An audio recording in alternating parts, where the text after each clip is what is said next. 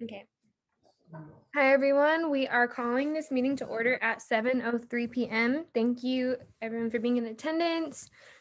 We'll get started with approval of the agenda. Does anybody have any amendments to the agenda? Can we strike ARC allocations and CAC verbal update? Striking ARC and CAC verbal. I'll put it written. Okay, making let's see, giving verbal to TSR, spoken, giving verbal as well to GenRep 1 and ISR.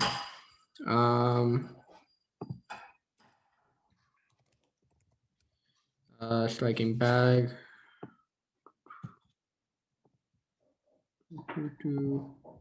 Strike ASRF and TGMF, cool.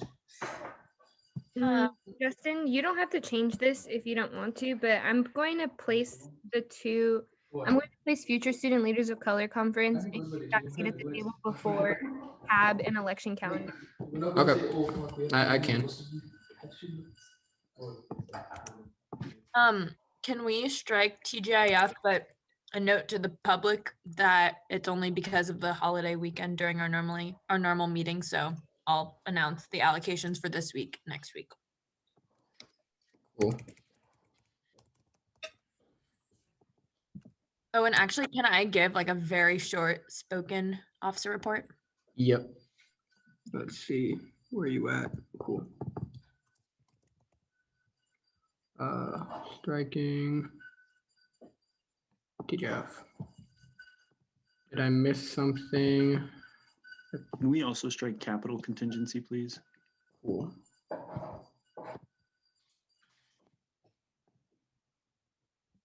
Anything else, y'all?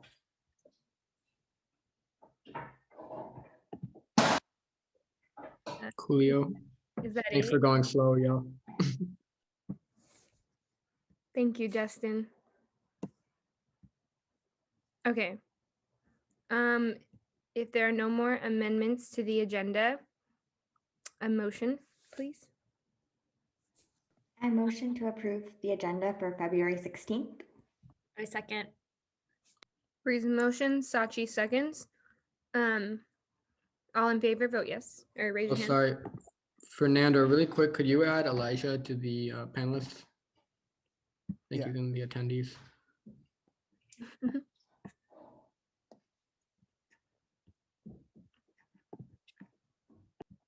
Okay.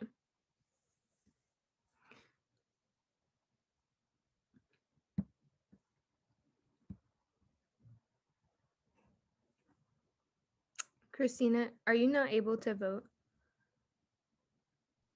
I'm so sorry. I can. Oh, okay. I just wanted to see if like your hand raising motion wasn't working.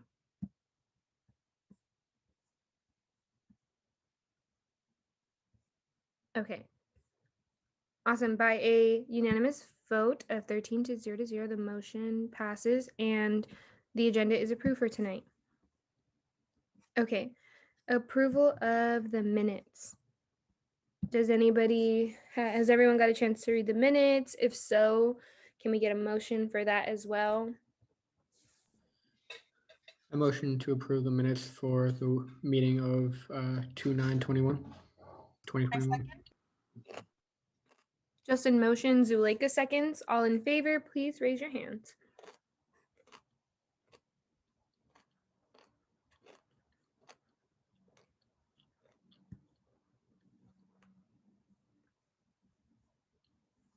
Okay. All against?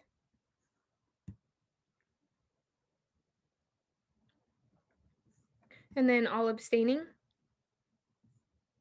Okay. Awesome. By a vote of 11-0 the motion passes and the minutes from last week are approved. Thanks, everyone. Okay, moving on to public comment. Public comment is the opportunity for members of the public to be able to address council on any matters pertinent or relevant to their communities and themselves. Please feel free to keep your public comment to less than 2 minutes if you have the ability to. Remember to use gender inclusive language, and freedom of speech does not mean freedom from accountability. If you would like to give public comment, just please raise your hand, and what we will do is promote you to panelists. At that point, you might also have to raise your hand because I will lose track. So yeah, we'll get started with Arsh once he's promoted.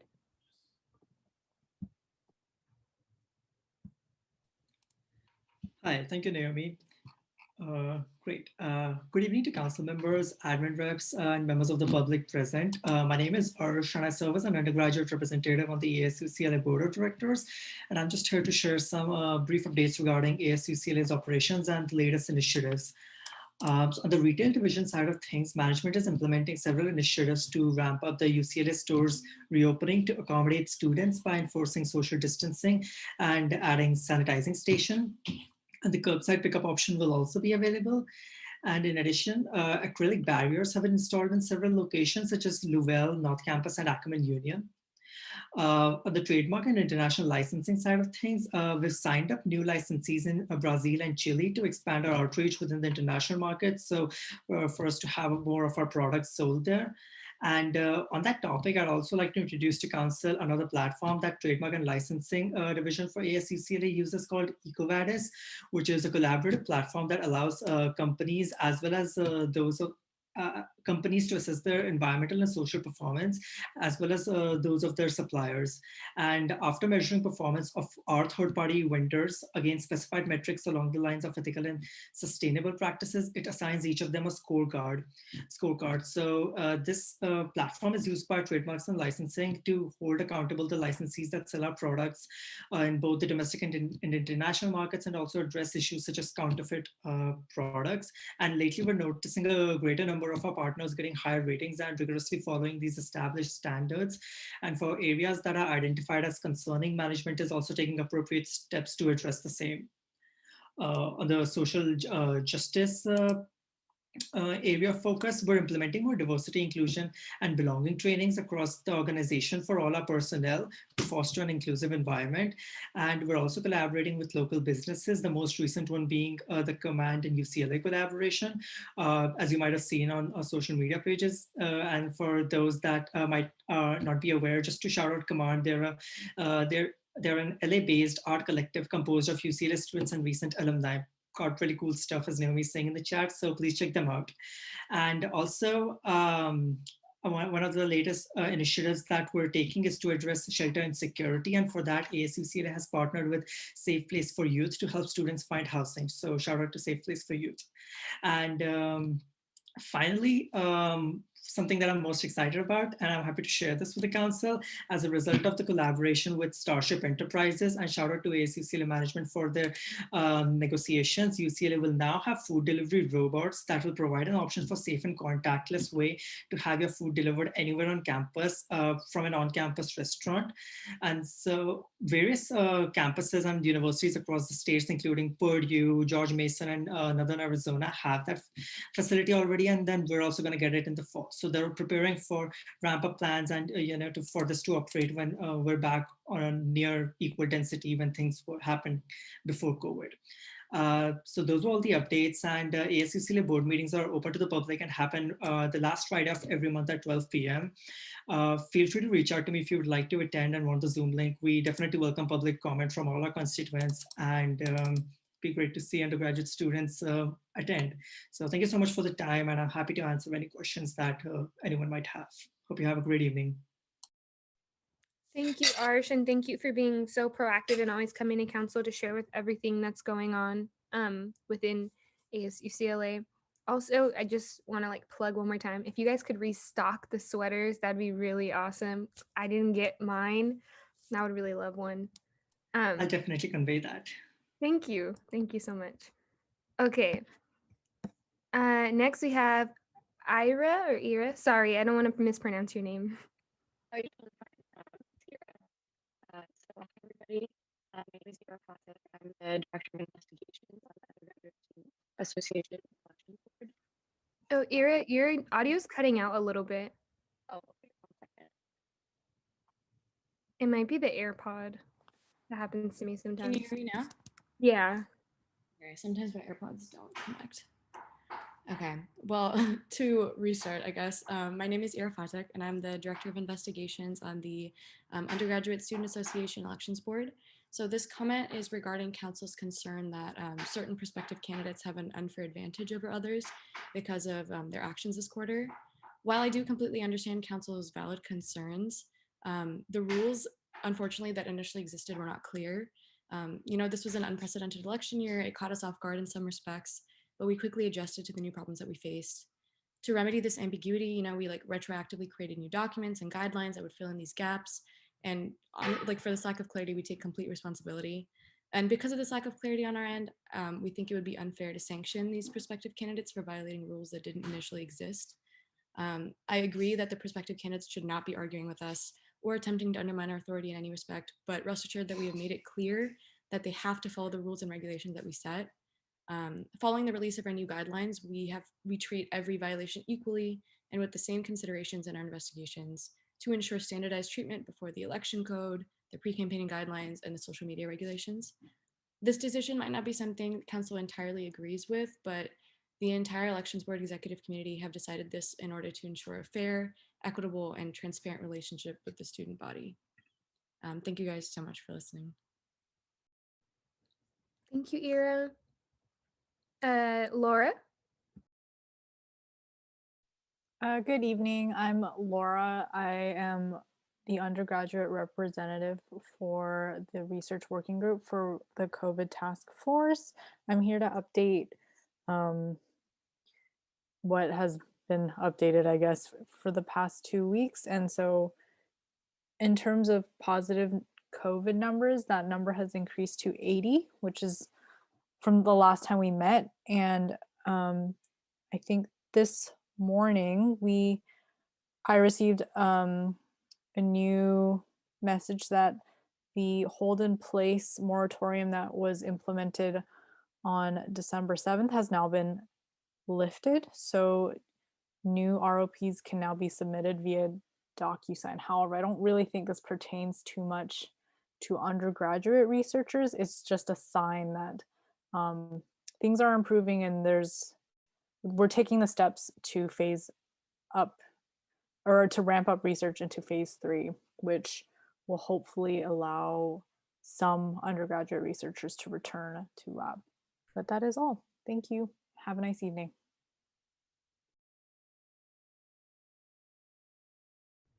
Thank you, Laura. And thanks again for your work on that committee. Awesome. Alex? Hi, everybody. My name is Alexander Berry. I'm appearing today in my capacity as head of the Congressional Advisory Board.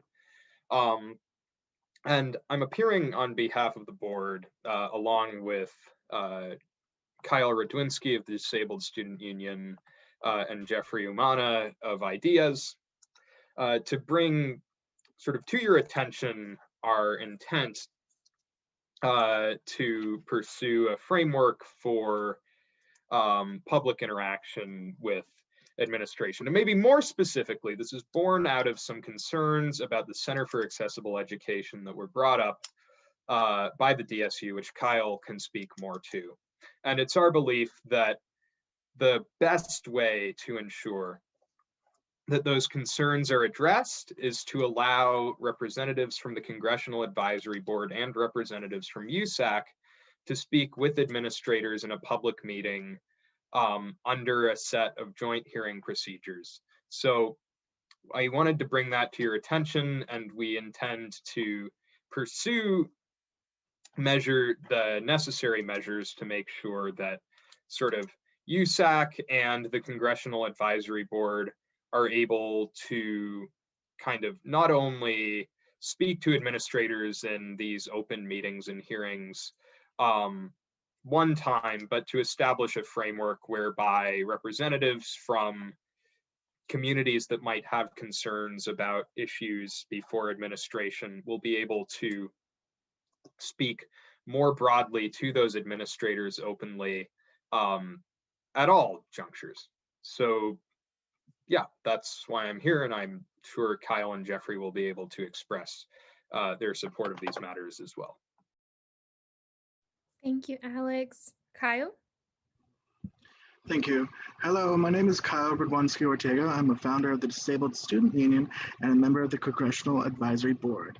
Last quarter, I addressed USAC about issues facing students with disabilities in regards to the Center for Accessible Education.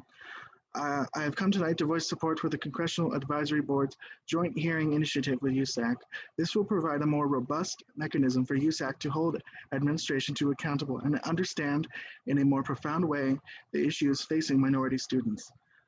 The most common answers we receive when we approach administrations with issues from the CAE are, "We have not heard that problem before from anyone," or "We'll get back to you." Dr. Jean Block, the Chancellor of the University and the Chief Executive of the University as well, has attended a meeting of the UC Regents in November, where the caseload at the Center for Accessible Education was discussed. The current caseload between students and counselor is approximately 300 to 500 students per counselor. The industry average for a school of this size is 150 students. He has not personally taken any action to remedy this disservice to this specific minority. The joint hearing process is a wonderful way for USAC members to show the student body that they are taking an active interest in the lives of students with disabilities and other minorities. Finally, perhaps the first line of questioning should be why Jean Block chose not to fix this absurd student ratio between counselors and students at the CAE. Thank you and have a good night. Thank you, Kyle. Awesome. Jeffrey? Yeah, hi everyone. As Alex introduced, my name is Jeffrey and I'm the IDEA's internal rep and the rep for IDEA's onto the Congressional Advisory Board. And I'm just here to voice support for the initiative that Alex and Kyle just brought up. What we really want to do with this is just being able to hold the university accountable.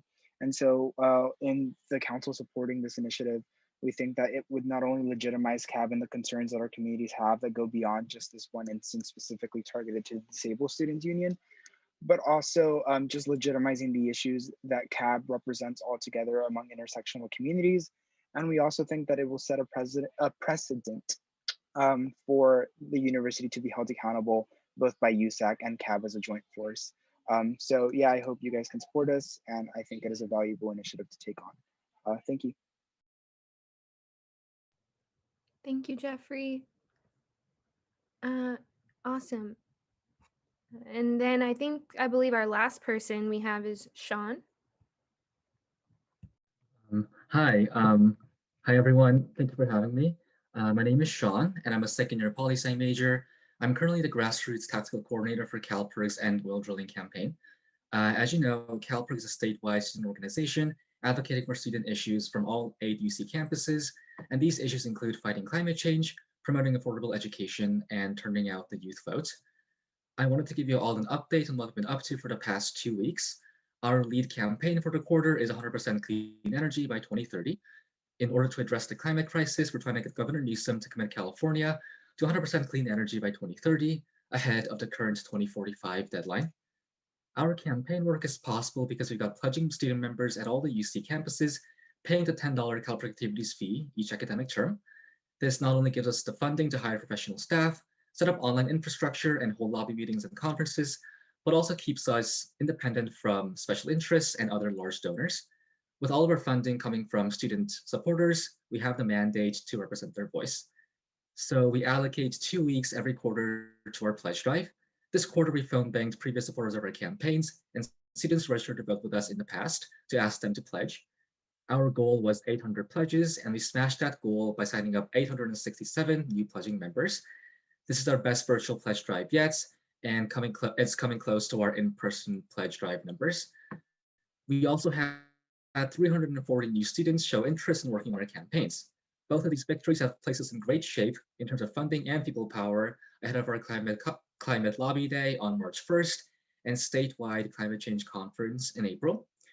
So if you're interested in lobbying with us at the governor's office to commit California to 100% clean energy by 2030, here's a link to sign up for that, if I may put that in the chat. So that's for our lobby day on March 1st. So that is all. Thank you so much for your time and have a great rest of your evening. Awesome. Thank you, Sean. So if there's no one else that would like to give public comment, I will conclude public comment at 7:23 p.m. Thank you everyone for participating. I also just wanted to give a quick nod to CAB. We will be following your footsteps for the proposal that's been laid out. And also Sachi has requested that you all reach out to her too, to involve her in her office within this upcoming campaign. Sachi, did you want to say anything else? I just wanted to, I think someone from the public or from the attendees put a question in the chat.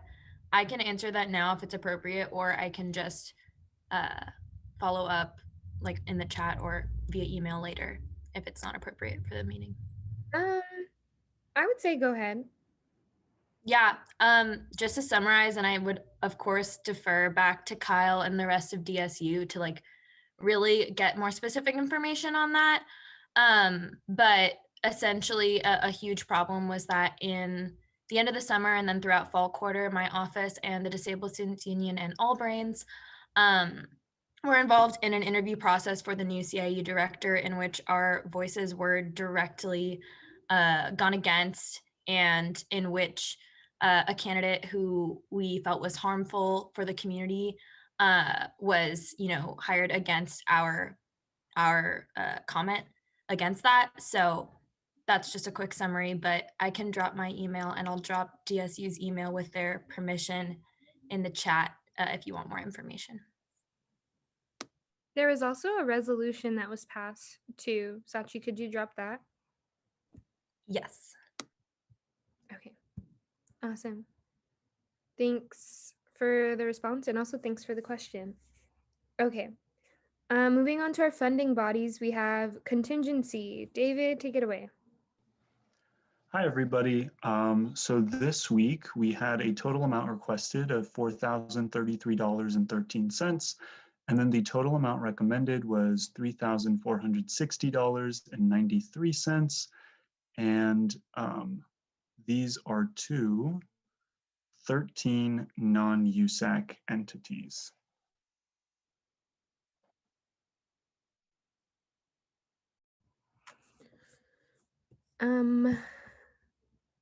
Thank you, David. Can I get a motion?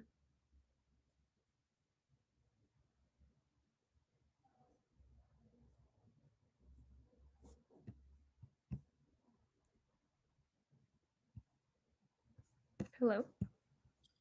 Yeah, sorry, was just looking through them. Yeah, I motion to approve funding to, sorry, was it 13 non-USAC entities? There aren't any. Yeah, 13 non-USAC entities for the amount of $3,460.93. Wait a second. Awesome. Justin motions, Bacher seconds. All in favor?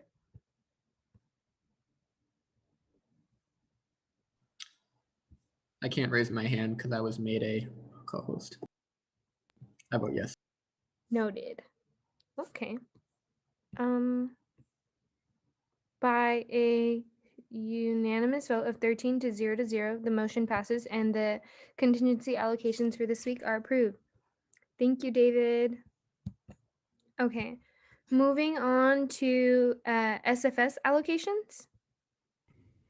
Hi, hello. Hope everyone is well, hanging in there. This week for SFS, we had a total requested allocation of $2,146.44 and a recommended allocation of $1,958.25. Yeah. Thank you, Jonathan. This is a consent item, so is there any opposition? Are those old hands, Bucker, Promise, and Sachi?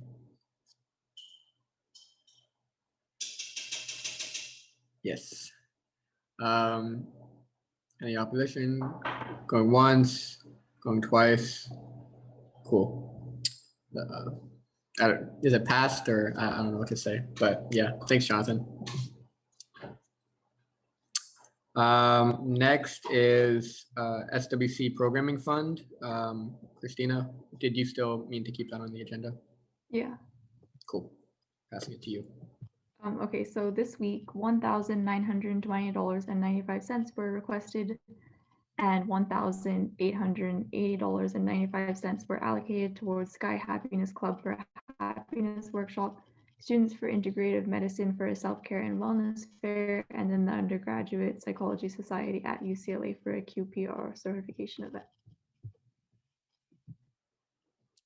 Sounds good. Thank you, Christina. This is also a consent item. So is there any opposition? Going once, going twice. Cool. Thanks, Christina.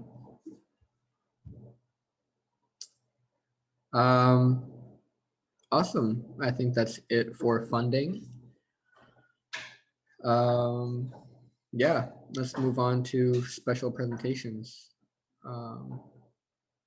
I think first, Naomi in the agenda moved USAC seated at the table. Oh, you're back, Naomi.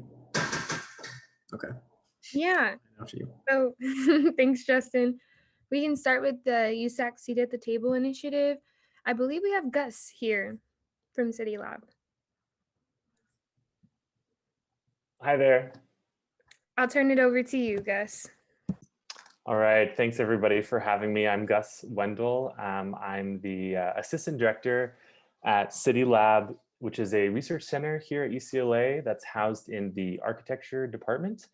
And I'm just going to talk, hopefully briefly, just give a general overview of what City Lab is all about and some of the impacts of COVID on our work, and also just open it up for questions if anyone has them. And I'll do my best to respond. So I'll just share my screen here.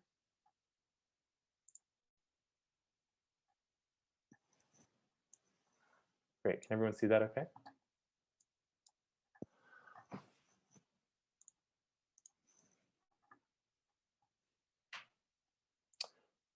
Okay, so actually within City Lab, there's a few different centers and several projects that we do, and I'll just highlight a few of them. I should also mention that I'm currently a PhD student in the urban planning program here at UCLA. So sort of have two hats, one in City Lab, where I continue to oversee some of the research projects that we do, and then also I'm a full-time student. So so City Lab is actually comprised of CoLab, which is our sort of branch of research that's focused specifically on the Westlake MacArthur neighborhood in Los Angeles, and also the Urban Humanities Initiative, or UHI, which is a mostly teaching-based, curriculum-based program that brings together architecture, urban planning, and the humanities to sort of come up with innovative ways to addressing some of the most pressing urban issues.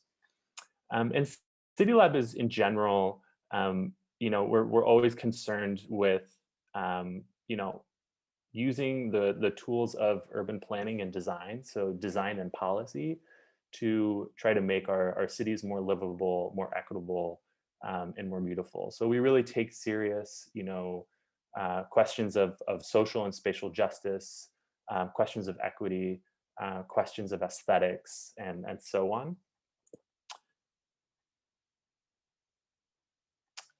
This is just showing a little bit of a snapshot of some of the design projects, design research projects that we've done over the past several years.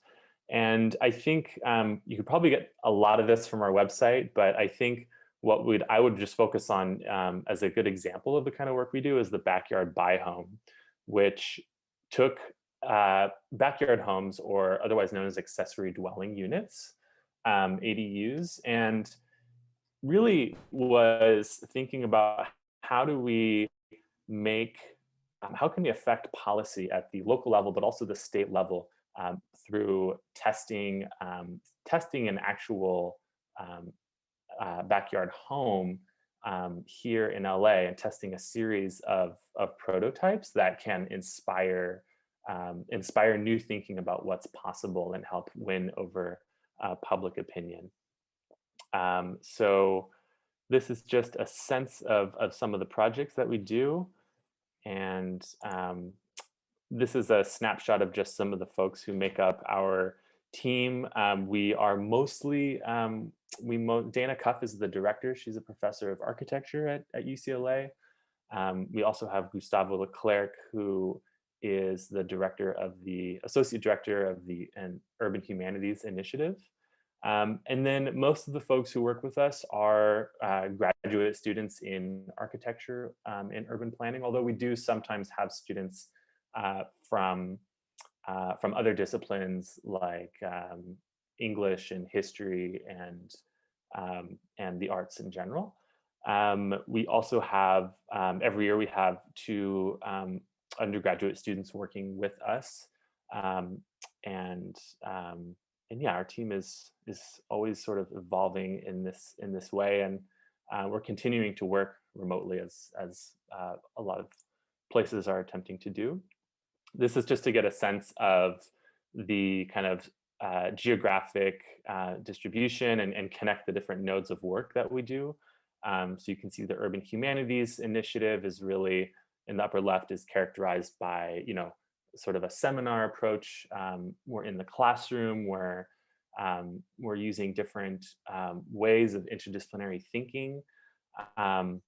We have a City Lab, which is really the core of the type of research projects that we do. And then CoLab is our work specifically in Westlake MacArthur Park, where we work really closely with a set of community partner organizations there. So here's Urban Humanities. It's a bit of a mess, this diagram, but you can see some of the core faculty with whom we work. Todd Presner in digital humanities, Maite Zubiode in Spanish and Portuguese, Dana Cuff in architecture, and then Professor Anastasia Lukaitu-Sideris in urban planning. And really what we're interested in are what we call sort of alternative methods for producing knowledge about the city, right? So if we recognize that a lot of, social science work about the city has been really problematic historically and continues to be, we're interested in this project in finding other registers, other ways of creating knowledge that sort of decenter the kind of modernist, hyper quantitative emphasis on people and spaces. In CoLab, we are working specifically on community-based projects in Westlake MacArthur Park, specifically with the Heart of Los Angeles, OLA, which is an after-school arts program in Westlake MacArthur Park, St. Barnabas Senior Services, which focuses on a range of services for seniors, and then Camino Nuevo School, and then the UCLA Center, which also has an office there. And at the moment, we're working most closely on sort of imagining alternative policy and design ideas for different public spaces, so specifically sidewalks, but also park spaces, and also the spaces that are sort of left behind, like alleyways and parking lots, and what we might call underutilized spaces. This project is looking at the potential for citing and building affordable housing in underutilized space in different public school settings across California. And this is a partnership with the Turner Center in UC Berkeley, as well as the Center for Housing Innovation. This is really looking at, how can we convince different sectors to consider housing and the provision of affordable housing as part of their mission. So some of you who might be familiar with, some of the conversations around affordable housing in LA and in California right now are looking at, how can we take underutilized space and turn it into housing? How do we make sure that we're doing everything we can to provide housing that is affordable? And one of the models that's been successful is Metro has actually allocated a lot of its land to affordable housing, and schools and hospitals are now starting to think along similar lines. So, how can we actually break down the kind of missions that different sectors have for themselves and expand the kind of like range of impact that that we know they have already on communities and spaces. This project is called LA Hubs at the moment, which is looking specifically at trying to take the idea of underutilized land or vacant public land. The city has quite a bit of it that's just kind of sitting there. And how can we turn that into, if something like housing, but if not housing, maybe something like public amenities or community services, or maybe just park space, which is needed in a lot of LA. And then this final project is called the Bruin Hub, and I think some of you might be familiar with this already. I know Sachi and Emily certainly are. And this actually came out of a long sort of history of advocacy of UCLA students who experience long, or what we're calling extreme commutes to campus, and who also face some degree of housing insecurity. And so we produced a survey that kind of tried to assess this issue and who's experiencing it at UCLA. And we found that at least 42% of students who commuted over 60 minutes had slept overnight or on or near campus instead of returning home as a result of their commute. So this is a large population of students, and we are working with the UCLA, the Bruin commuters, and as well as with a number of campus administrative entities like transportation, housing, recreation, to put together this Bruin Hub. And at the moment, our plans are a little bit delayed because of COVID, but we are on track. We've built a number of prototypes of these study pods, and we have identified a space in Woodin to try and actually build this thing. So I will leave it at that for Q&A. Awesome. Thank you so much, Gus. So council, if you all have any questions for Gus, that would be awesome. I'm going to try to keep this to 10 minutes just to make sure that we don't crowd our night. But thank you again, Gus, for this awesome presentation. Council, do you have any questions for Gus?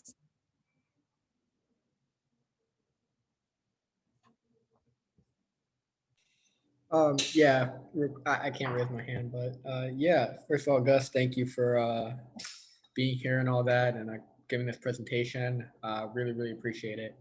I think I wanted to ask if I see in your list of partners, there is a lot of like other spaces around UCLA that are kind of involved in this. I wanted to ask if there's any kind of advocacy in your model, if it's more just like urban planning and stuff like that. Like, is there any advocacy also for like affordable housing, for example, for UCLA students?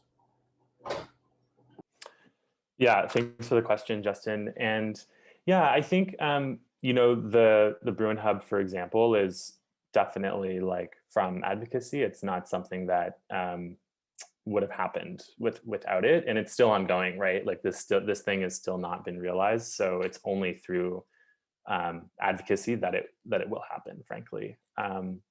You know, in some ways, we really see ourselves as being able to contribute design and sort of and research when it's needed to support advocacy efforts, especially with regards to housing affordability. But yeah, I think that's probably the clearest example of it. But I think that's definitely something that we're always, you know, we're always trying to be conscientious about, and especially when we are, you know, going out into the city, right? And it's always,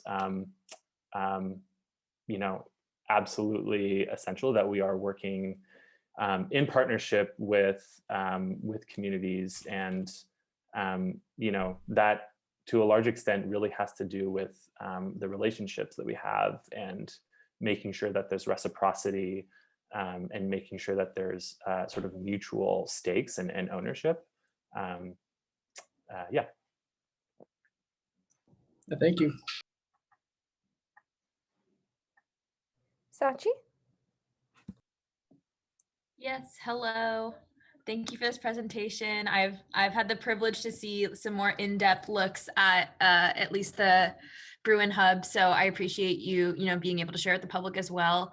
I was just wondering, you know, I think something that we as council say to like a lot of different campus entities is that, you know, we would love to be able to like provide our input or our feedback on a variety of different projects, like especially when they're projects that directly involve or impact students. So, you know, I know that we've had conversations, but just on a more general sense, how do you think that USAC or just students in general can get involved in your work or support your work, or even just, you know, time and time provide feedback or questions on it?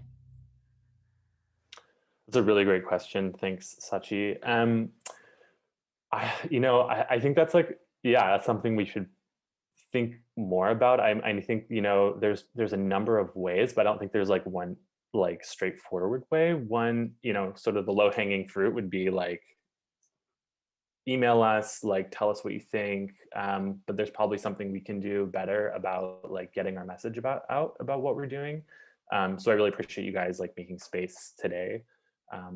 But also, you know, I think, and I would like to I'll put like our email in the chat, and also like if you want to sign up for our listserv, like we would love that. But yeah, I think, you know, most of the ways that we work directly with students, specifically with this project, you know, aside from the kind of advocacy groups that are pushing for this, but also, you know, we work really closely with the first year experience office. And we also work closely with the Bruin commuters, which are, you know, the Bruin commuters are a student-led group. If folks are interested in sort of commuter issues generally, I think that's like a really great place to go. But also I think we work really closely with Carmen Garcia Schuster to, you know, make sure that like whenever we do have a design proposal, that it's informed directly by students. But there's probably another like level of or like scale of involvement that we could think more carefully about. So I'm gonna think more about that one with our team. Thanks, Sachi. Yeah, thank you, Sachi, and thank you, Gus, for that answer. I also just want to second those points that you just made. I think we're constantly fighting in like higher up spaces to get students involved, especially like undergrad students who are often the subject of conversations, but like there's rarely ever any in the room. So definitely want to second those points too. And I look forward to any future collaboration between USAC or even just partnering organizations that we work very closely with, because we are not like the end all be all source of knowledge either. I'm sure that there's so many more orgs and students that would love to give input and whatnot. Awesome. Well, I think that we can Awesome. end. Thank you so much. Yeah, I really appreciate it. Yeah, sorry. Zoom is so weird. But thank you so much, Gus, for coming out tonight and being able to present to us. Thank you so much. Awesome. Okay, well, you can feel free to stay for the rest of the night, or you can also log off. Choice is yours. But we will proceed with the rest of our agenda. Thanks again for coming. We are now moving on to the Future Student Leaders of Color Conference, and I'll hand it over to Ale and team to kind of go over the updates that you all wanted to present. And Gabby. Yay, Gabby's here. Hello, everyone. I know it's a long night, it's midterms here. I'm sorry that we have to give another presentation to make your night now last longer, but pretty much my name is Alejandro Salas, pronouns he, him, his. I'm one of the co-chairs for the Future Student Leaders of Color Conference under the Office of President, Naomi Riley. But anyways, here I have my co-chair, Gabby, and Ashley, they can introduce themselves, but yeah. Yeah, hey y'all. Love the energy, LA. My name is Gabriela or Gabby Hernandez. I am a fourth year, second year transfer, pronoun she, her, hers, and I'm also the co-chair of the Future Student Leaders of Color Conference. All right. Hi, everyone. My name's Ashley. I'm a second year, and I'm also a part of the Future Student Leaders Conference or staff. I'm the outreach, one of the outreach staff members. So we'll be presenting a little bit to you guys tonight. Do you guys still want me to share my screen? Okay, let me do that. Do I have access to do that? I'm sorry. You should. Okay, yeah. Share. Okay, do you guys see this? Yes. Where can I see myself? And then. Okay, perfect. So we're just gonna be giving like a brief overview before we go over the progress that we've made as a team. So the title of the conference is Future Student Leaders of Color Conference. The date is here at the bottom, April 10th, and then this is the time that we'll be hosting, which will be from 11 a.m. to 3 p.m. Then let me switch. Yes. Okay, I can go speak on this part. So pretty much the conference mission aims to encourage students of color years 8th through 12th grade to develop their leadership skills and learn more about student government at the collegiate level, but as well as like or student organizations that aren't really recognized on campus. And this will be a generational change for students of color as they seek to gain more representation in higher education. This virtual interface would allow students from around Los Angeles, as well, we're reaching out to schools in the Bay and as well as the East Coast to develop their skills, communication and advocacy skills, just so we can see more of like empowerment and youth interaction within these educations. But yeah, these institutions, I mean, yeah. Also, just a note on that. So obviously Naomi's platform was K through 12, but I guess given like the suggestion from like our sole advisor and other like folks that, you know, have experience with the Zoom environment and also hosting conferences, we thought it would be too much to ask you know, smaller kids to stay on Zoom for a really long amount of time. So for all, you know, for the purpose of being a conference hosted on Zoom, we are focusing more on like 8th and then obviously focusing on high school as well. But hopefully if this platform, you know, is sustainable throughout the years, that will obviously expand to the original mission. But yeah, you can go on to the next slide. I also just wanted to quickly add, this isn't my part, but I had a conversation with Layla from the TSR office earlier last week, and we talked about possibly in the future expanding it to include a transfer arm as well, recognizing that transfers cannot and should not be paired with 8th graders, but also deserve like a space within this idea of college, higher or what would you call it, 4-year university, like leadership building space. So yeah, just wanted to quickly say that. Yes, I'm all for that. Obviously, I'm a transfer, so yeah.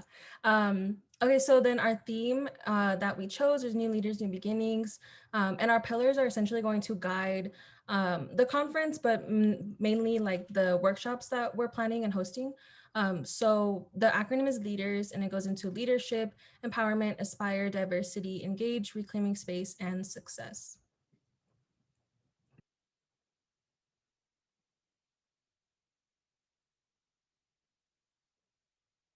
I'm sorry, I had trouble unmuting.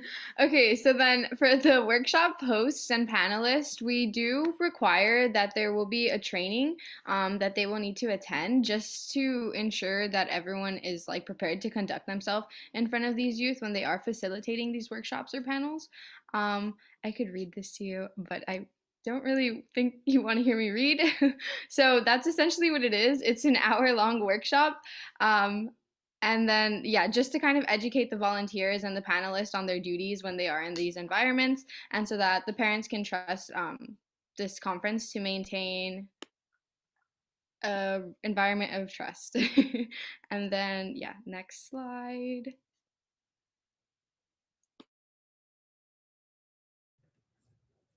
Okay, I can do it.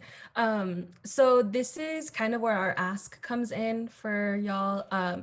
So one of the workshops that we're hoping to have, a really panel actually, is surrounding USAC structure and culture. So to really provide that accessibility, but also that knowledge to our youth of color that will be participating about what USAC is, how student government works at the collegiate level, you know, obviously like your experience as an elected council member, how that has been, especially if you are a student of color navigating a PWI, but also like the USAC, how, you know, touching on that experience.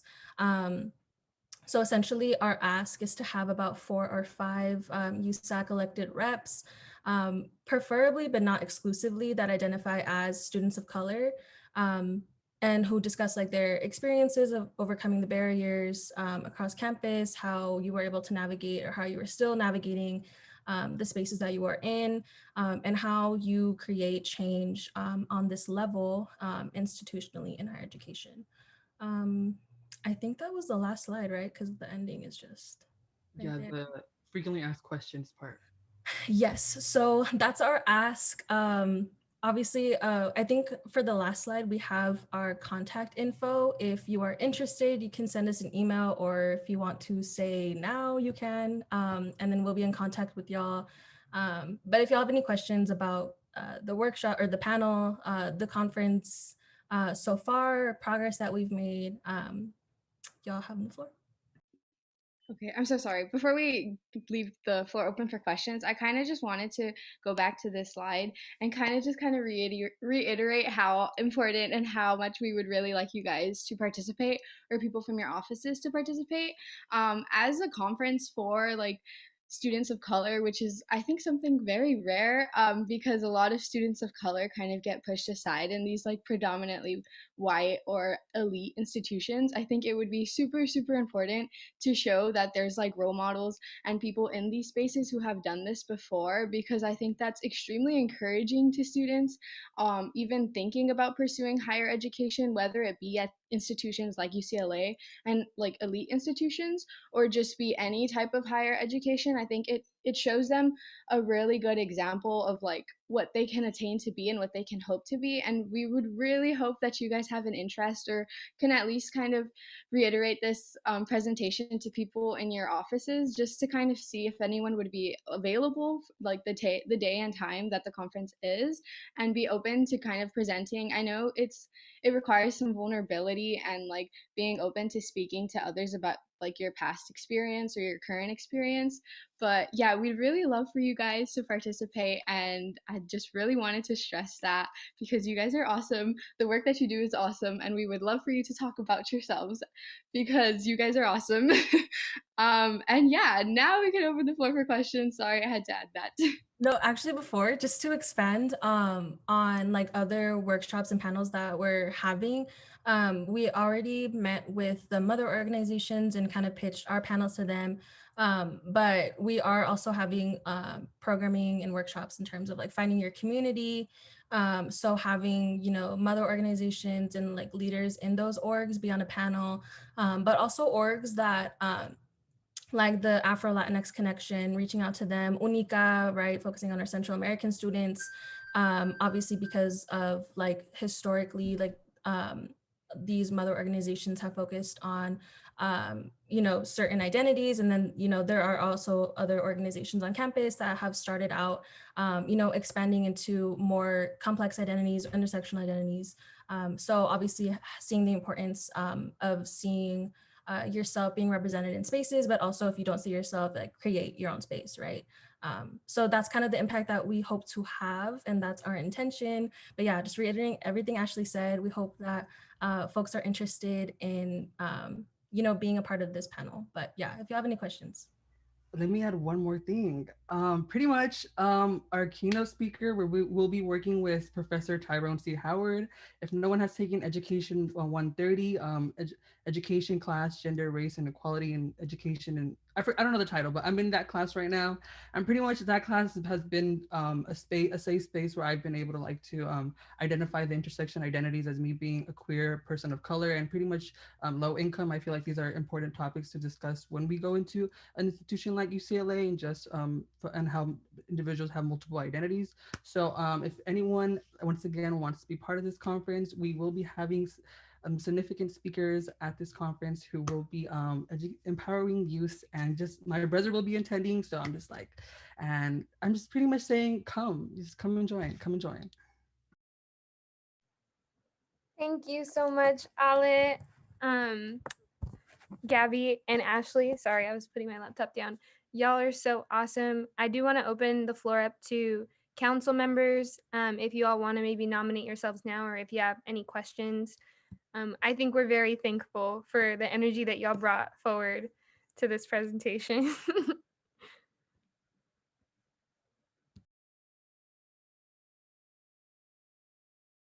Does anyone have any questions, comments, want to throw themselves in the mix? Hi, I just want to say I'm just so excited to see this project take place. Like, I know I've worked with like all of you guys, like with an academic senate, not you, Alejandro, but you know, like I just love seeing you guys here, and this is so exciting. And I hope that like my nieces and nephews can attend in the future. So I'm just really excited to see this program launch. And like, if y'all need any assistance, I would like more than gladly like to participate or be part of the panel.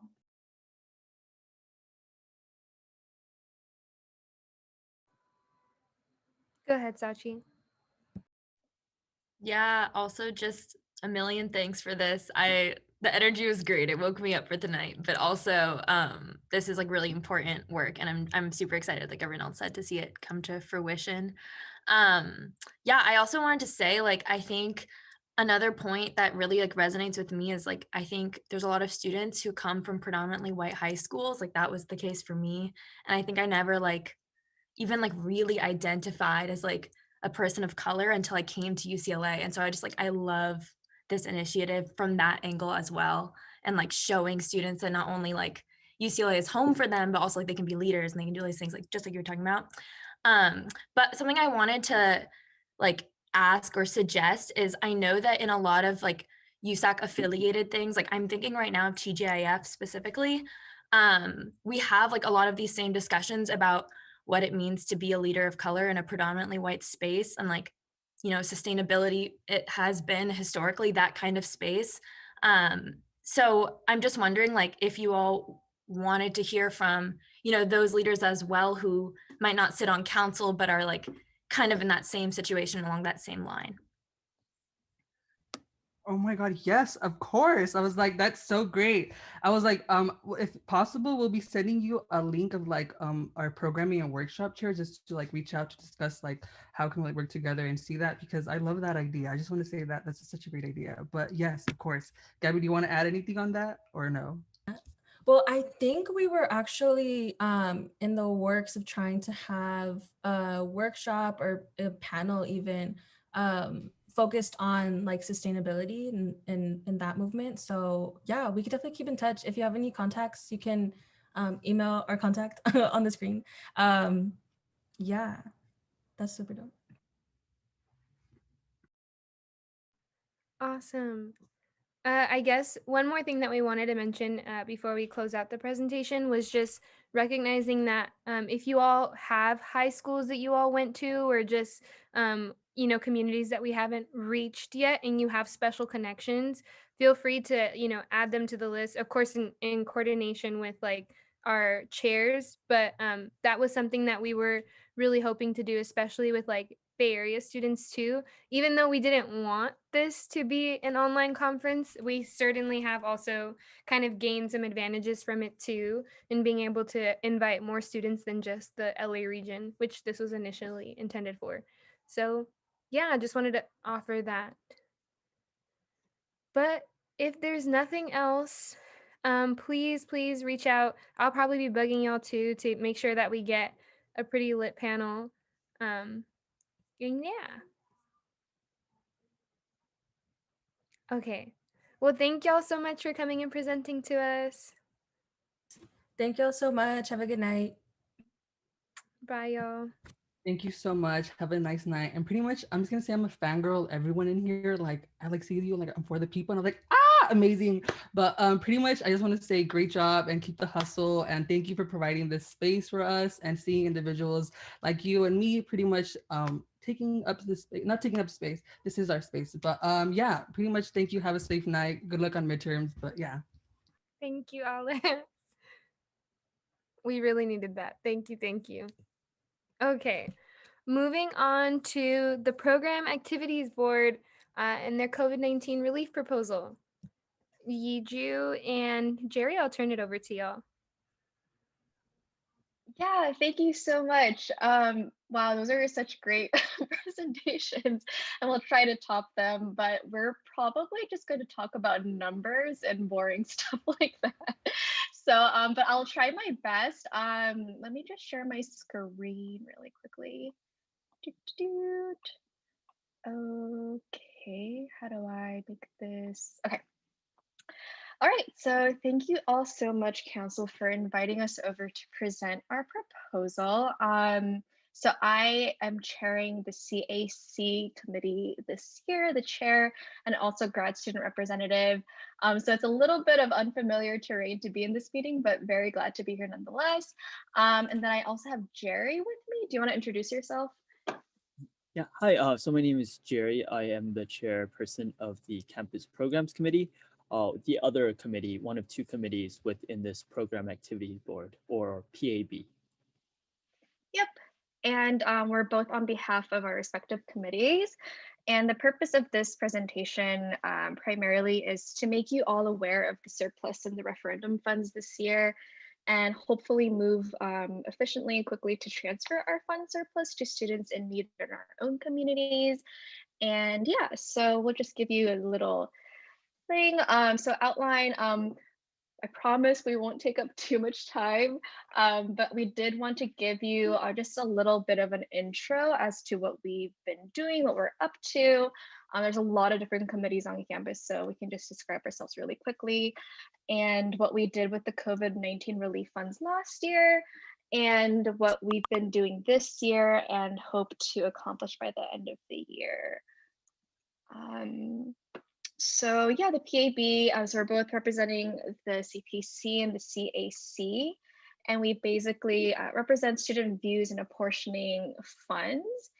And these are primarily sourced, as you may already know, from student service fees and referendum funds, and they support a lot of important work by our student-led organizations on campus or through community service projects within our various communities across LA.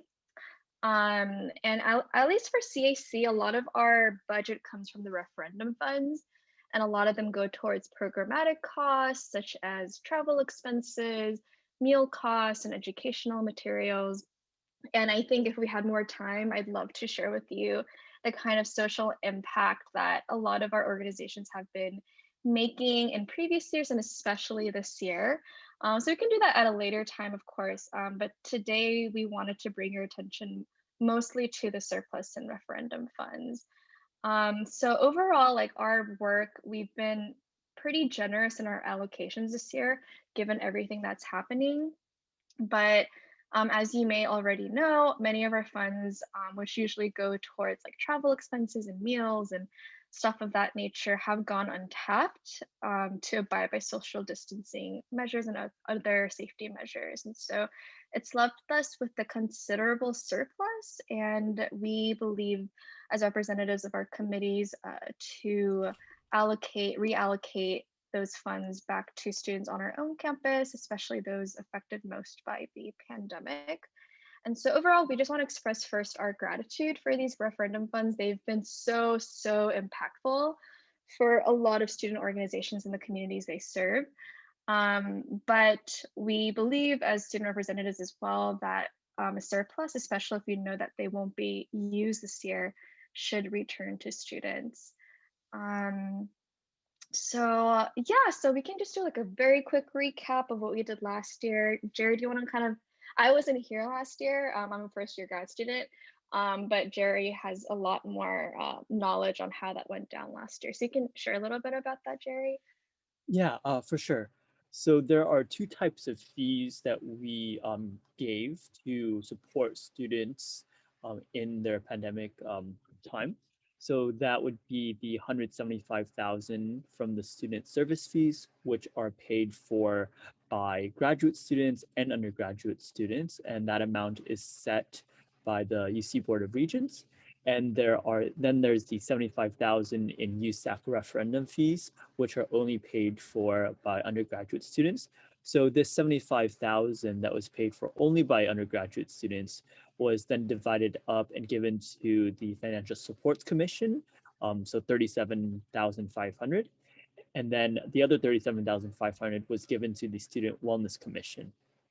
And then the other amounts, this $175,000, was given to the Online Food Closet in support of their grocery card program, and the Bruin Resource Center Emergency Scholarship Fund, and the Economics Crisis Relief Team. And that is these were the three entities, three campus departments that we identified that was most poised to help both undergraduate students and graduate students. So they were given the fees that are paid for by undergraduate students and graduate students, these student service fees that we had. So for last year, there was a total transfer of $250,000 in support of students. And we thought that at the time, this was the best we could do in exploring what entities, what departments are there to help students, and then trying to move that money out as speedily as possible. Thank you, Jerry. And so we're moving now towards doing something pretty similar to last spring.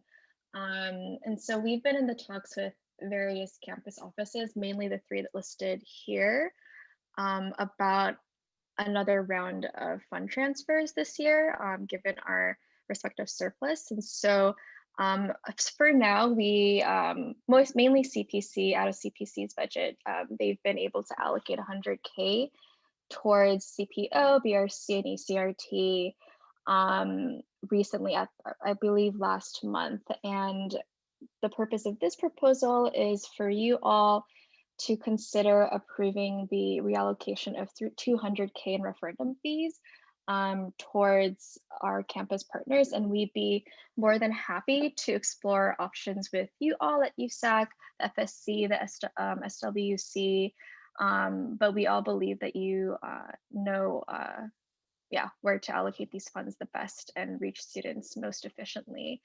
So so we're open to dialoguing. So basically our proposal, hopefully you all will approve the fund transfer. And then we'll start working with campus partners, maybe SWC again, or other USAC offices, and just start dialoguing about how to prioritize the needs of students. And these are just some of the students that we've identified in our own committees, but obviously this is not an exhaustive list. And so we are more than open to dialoguing with you all. So, how do I, okay, and then last but not least, we just wanted to leave you with the sort of impact. We sent this before to Naomi at the top of the year with the sort of impact report from our fund relief last spring.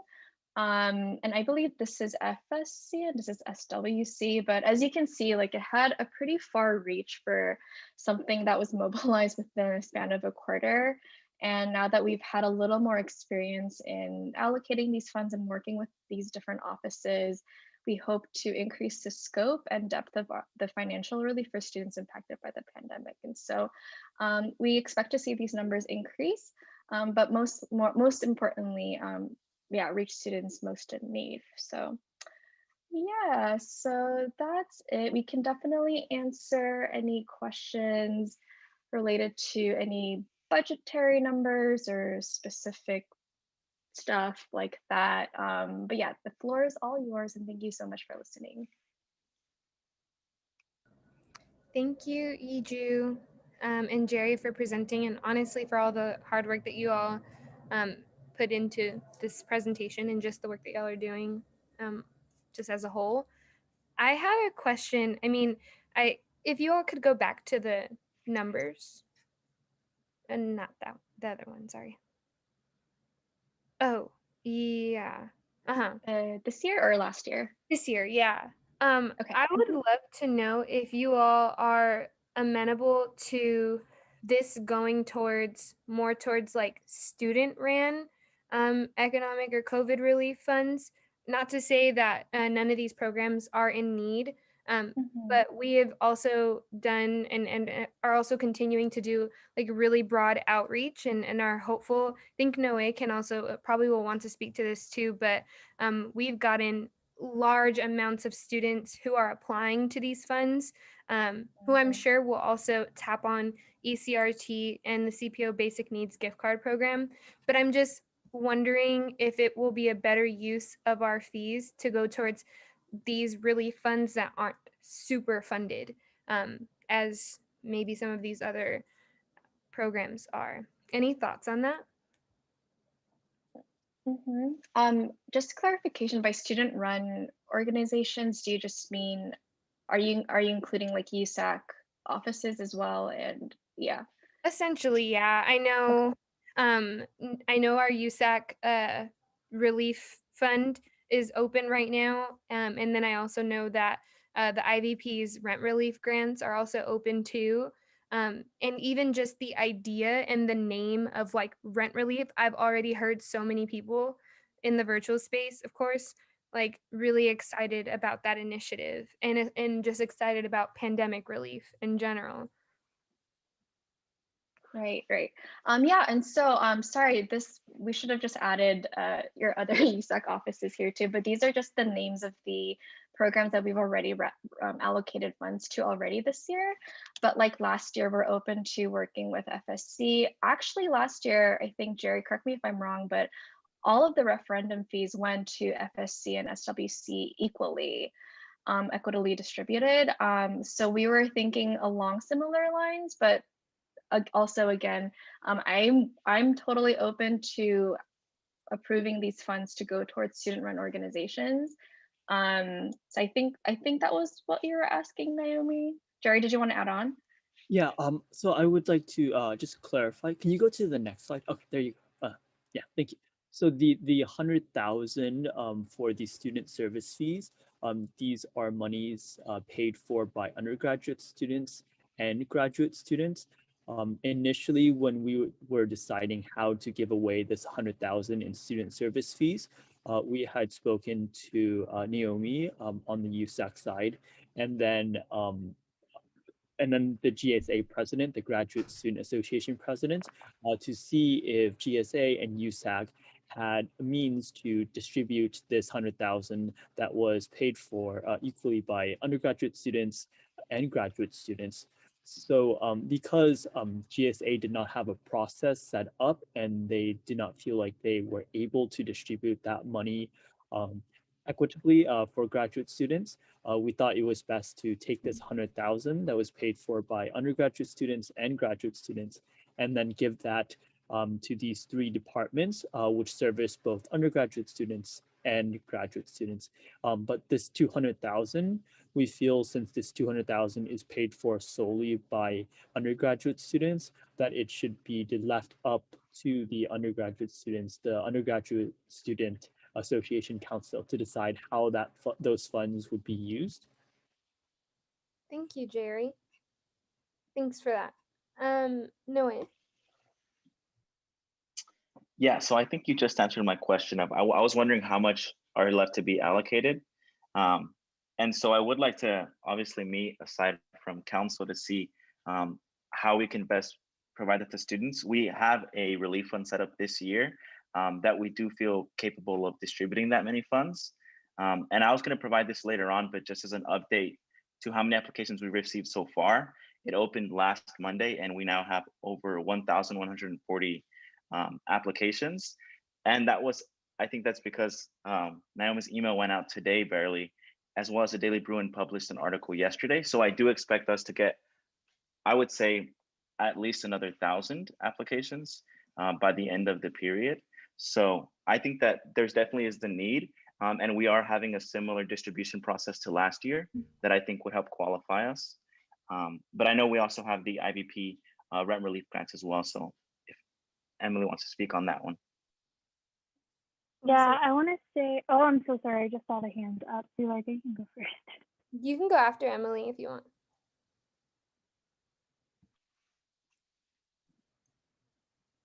Zuleika, you can go. And then I think Emily was going to go after you. Okay, sorry, I was just waiting to hear my name. I just want to, I just want to support what Naomi and Noe said. I think that I'm really glad that you also explained that, Jerry, that the 200,000 should go towards like undergraduate student organizations, because I feel like we would be the best organization to provide direct relief. I do want to put in my 2 cents for the 100,000. I honestly would say that I would prefer that 100,000 if you were to choose one of the entities or try to distribute it. Oh, wait. Was the 100,000 already allocated? Yes, the 100,000 was allocated 50,000 to the Economic Crisis Relief Team, and then 25,000 each to the Bruin Resource Center and the Community Programs Office online gift card program. Okay, perfect. Thank you for letting me know. I will be contacting the Bruin Resource Center. But in terms of the 200,000, I would definitely support it going either towards the pandemic relief fund or the rent relief fund, because I feel like a lot of students would definitely, they need that direct relief. So thank you. Yeah, what I was gonna say is that I really appreciate the $200,000 and for Noe for passing it over. I want to say that our office would appreciate some of that, but I know that the pandemic relief fund covers a lot more than just rent, and so I don't think it should be a 50-50 split. Maybe like 25-75, 75 going toward the pandemic relief fund.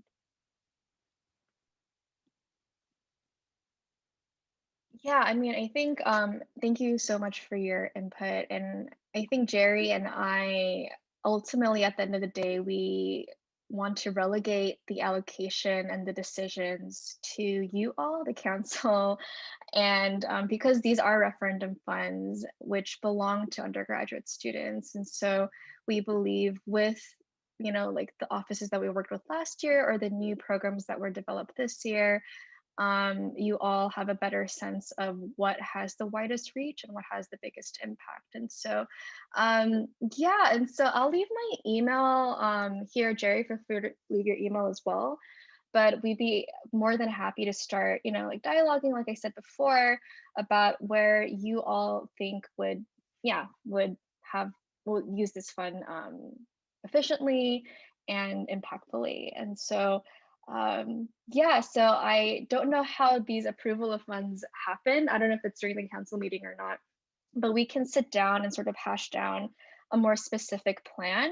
And then once we have that specific plan in order, we can ask the council again for that approval of funds and hopefully start getting the funds and the monies to students soon. So yeah, were there, oh yeah, go ahead, Jerry, sorry. I actually have a question for the council and for any of the staff members present. To my knowledge, transferring funds to ASU-CLA may take a little bit of time. So perhaps it may be better to transfer those funds, but not earmark them to specific pandemic relief. And then as those funds are being transferred, we can have these discussions on how to best segment these funds for each office. Is that a possibility? That's a good question. Jessica, would you be able to speak, or Patty? Yeah, go ahead, Patty. Hi, I think it's Jerry. I think it's best if we can have our accounting department meet with the accounting department that manages your current funds to see what the best way of distributing those are. The ideal situation would be if we can just work in tandem to, cut the checks out to the students that receive the funding, then have you transfer it and have our accounting take over that responsibility for cutting the additional doubling of the checks. But it's something that we can work out offline between our accountings to see what's the most streamlined approach. Got it. Thank you. Yeah, Jerry. So if you could work with ASU-CLA, Patty's team, Jessica's team regarding that, that would be awesome. I would say, I mean, I don't think that this dialogue should take a really long time. I'm sure council's kind of set on that this should go towards pandemic relief, unless y'all feel differently. I don't want to speak for council, but I haven't heard any opposition yet. So I'm going to safely assume that that is the case. And if it is the case, then I think that we should probably minimize the dialogue to a 1 week span and then come and vote on it next week. Is everyone okay with that?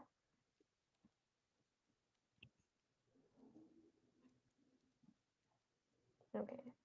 And Christina, I just wanted to check in with you one more time. SWC is not running any kind of like pandemic supports relief. We do have the basic needs fund, but we don't need more funding for that. So. Okay. Cool. Thank you. Well, Jerry and Yiju, then I think that should be our way forward. And yeah, I think we can agree to vote on this next week after maybe Emily and Noe talk to Jerry and Yiju. Okay, yeah, sounds good. Our emails are there, so hopefully we can talk a little bit more over email and then have the council vote on it next Tuesday. Yes. Sounds good. All Beautiful. right. Thank you all. Thank you so much. Have a wonderful evening. Bye. Oh, thanks so much. Okay, see Bye. you next week. Awesome. Moving right along to the election calendar. Alfred, if you're here, please take over. Hi, I am here. So let me begin by sharing my screen. This is going to just take maximum 5 minutes, and then I can open up the floor for any questions that council has. But I'm gonna get started. There we go. Okay, so the elections board has made some amendments to the election calendar. The first amendment that we made to the election calendar is we made this first amendment here on April the 11th, and this is the deadline for student-led petitions to submit their petitions for any ballot propositions that they want to put on the spring ballot. I made the amendment in a way that allows enough time for the Dean of Students office to verify the calendar, to verify the signatures, and then work with my UCLA to put the ballot propositions on the ballot if the signature threshold is met. So that's the first amendment that we made to the election calendar. The second amendment that we made to the election calendar is the ballot presentation. Instead of requiring a vote from council, this is just going to be a special presentation without a vote from council. I'm just going to present who the candidates are for the ballot, and I'm going to present what the referendums are and if there's any constitutional amendments. That's the second change to the election calendar. And finally, the last change to the election calendar is we added this section here, candidate debates part 1. So after much talk with our team, we decided to split the candidate debates into a part 1 and a part 2 format in a way so that the debates don't run too long, and also to allow for students to really, I guess, spend less time on one day to attend a particular debate. So we split up into like a part 1 debate and a part 2 debate. And obviously we're going to be mixing offices there to make sure that there's equal engagement in both. But we decided to change up the candidate debates this way because we thought that it would be, I guess it would be more accessible and more digestible. But yeah, like these are the 3 changes to the election calendar. If council has any questions, I'm happy to answer them. I've got a question if no one else does. I'm curious how you can do the ballot presentation a week before any potential petitions are being submitted to you, because the ballot would be incomplete if there was going to be something coming. Yes, I can answer that question. So we make the initial ballot presentation about the everything that we have so far.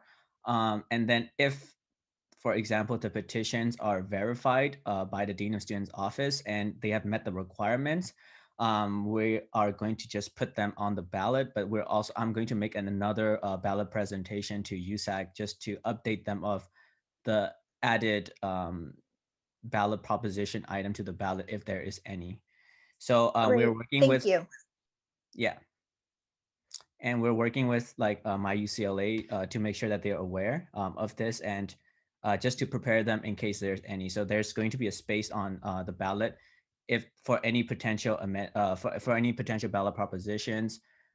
If there is any, we'll put them on there. If there's not any, that section will be deleted from the ballot. Yes, Bakor. Wait, before Bakr goes, would that be the only thing that would change? In terms of? In terms of, like, for example, the ballot's presented on the 6th, in the next ballot presentation, the only thing that could change is an added referendum, right? Like candidates can't drop out or add or anything?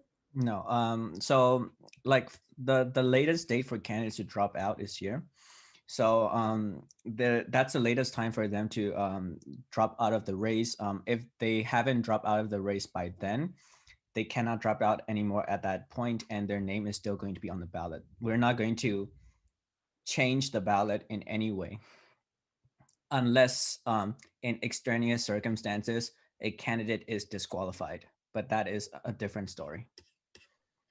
Thank you, Alfred. Go ahead, Bakr. Hi, thank you, Alfred. So just a quick suggestion on the debate, since we're having to maybe like have the times different in like between the two, so like more international students could actually attend, have something, slash early afternoon and something like as usual, like night time, So which wait, would probably yeah, go ahead. yeah, so are you talking about like, are you talking about in terms like an A and AB test? Like we test this particular time to see if there's more students engaging with the debate, and for the other day we test the night times and see which one comes to which one. Because just like to clarify to the rest of council, debates part 1 and part 2 doesn't mean that students are going to, like every single office is going to be in both of these sections. Half of the offices will be in part 1 and half of the offices will be in part 2. So is that, I'm a little bit, I guess, Bakor, what do you mean? Yeah, Right. okay, for me, I was just saying, have two different times so that you could encompass more time zones. That's my intention. Are you talking about like a later time or an earlier time? So, okay, so since you're having two dates, okay, one of them can be something at night, which is usually the case, and the other date could be something, afternoon, like 5 p.m. slash something like that. Um, and since they will be shorter, so in a sense, students from like different countries, like I think the seven, like the night one would be more uh, fitted towards Europe slash Middle East. Then maybe the earlier one is uh, like fitting more to agency like agent students.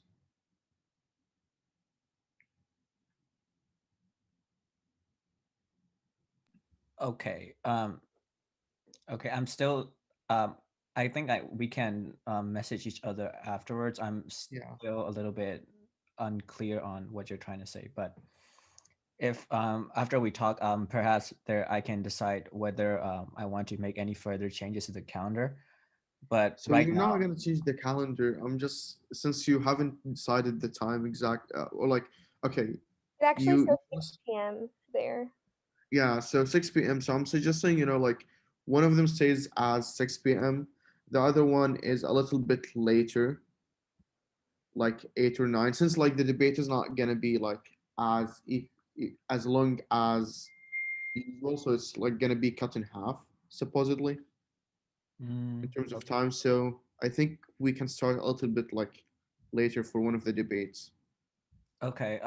I also want to ask the rest of council too, like what you think about making it later, because the last time I came with like a later, like a 9 p.m. or 10 p.m. one.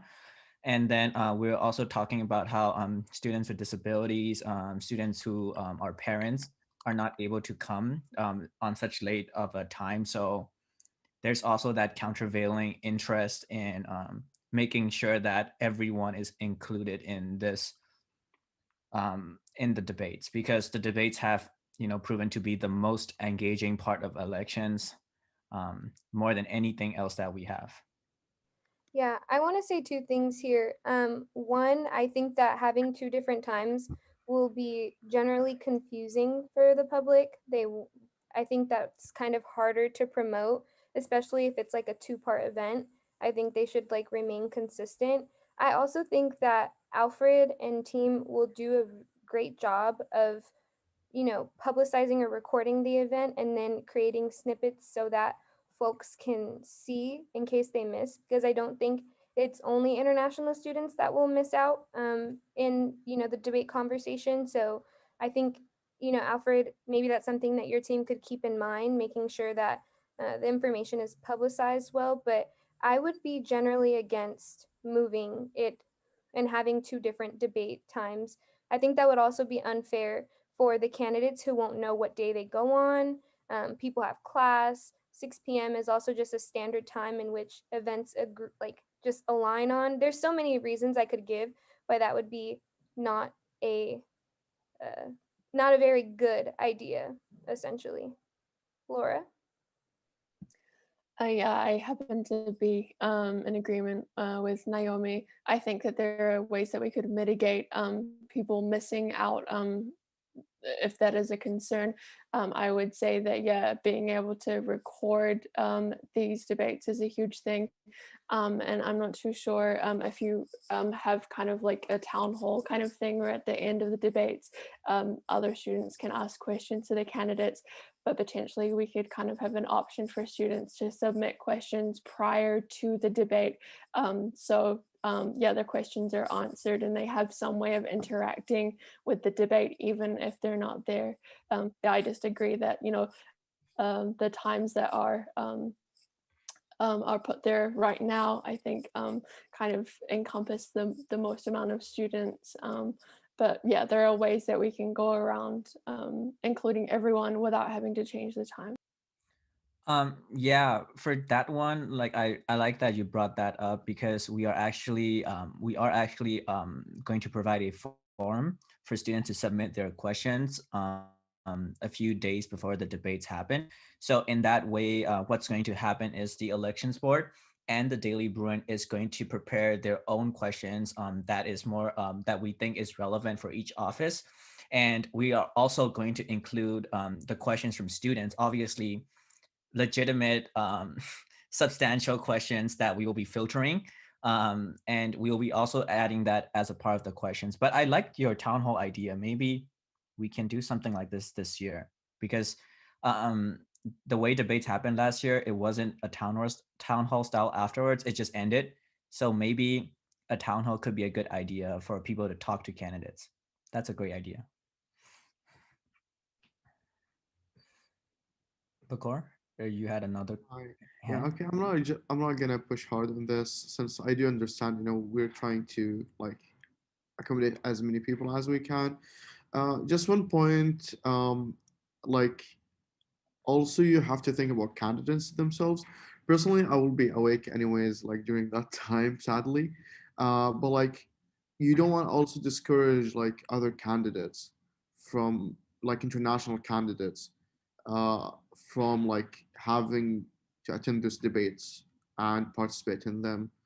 And so maybe if like an alternative time cannot be like, like one of them, if we cannot like change that time for one of them, then at least maybe e-board can think of an alternative method that would accommodate the students. Do you think that would potentially drive down like engagement in the other ones? We also talked about that as a idea, but So you were I worried. I have I had one idea, but like I didn't know how this might apply. But like if a certain in a certain office, like the candidates, all of them agree. Since like and like even though it is like a debate, a live debate, but like at the end, the students are seeing people from a screen. It's not like usual town halls.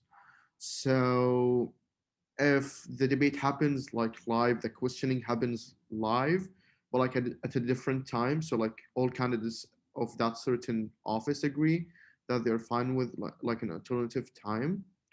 And basically everything happens like, as if it is a live debate, but it's just recorded and then viewed to the student. So like the candidates would get the same experience in terms of having the like limited amount of time, not knowing the questions and everything, and like responding to each other just as a normal debate. But then like have that just going there recorded. I just want to go back to And just to reply before. to the comment, sorry Naomi to cut you off, but like generally most international students would be able to come to campus during summer and fall. So yeah, even though like they might not be able to have those late hour meetings like during spring, they could be able to do so like during other quarters because they will be in the US. Sachi? Yeah, I think you raised a lot of good points, Bacher, but I think looking at the calendar, I mean, there's so many times that are at 6 p.m. and like I think that like if we just say, oh, let's change debates, then it would be like, let's just change the whole calendar. And like, we're not going to do that. Um, so, and I also think, on the point of like, maybe Canada can record another debate session that's like then played live at like the 6 p.m. time. I think that's an interesting idea, but I definitely think that it's like unfair to candidates that would do it live. Like I know for myself, there's a lot of pressure, like doing it on the spot at the time. And like, maybe that's not good pressure. Like it is pretty stressful, but I think it's important that all candidates kind of have that same environment. So even though it's split into 2 days, I think it'd be good for those 2 days to be live debates. I think students will be more engaged for a live debate because I'm more engaged in my live lectures. Like that's just how it is. So yeah, those are just my 2 thoughts on that. Okay. I agree. If there's nothing else, Alfred, can we please move on? We Oh, can you- definitely move on. Yes. But yeah, like I'll take what everyone said about their suggestions into consideration, and then I will follow up individually later on. But yeah, like that's all the stuff that I have. Does council have anything else? Everything else is exactly the same as is. There's nothing else that's changed about this calendar apart from these 3 items.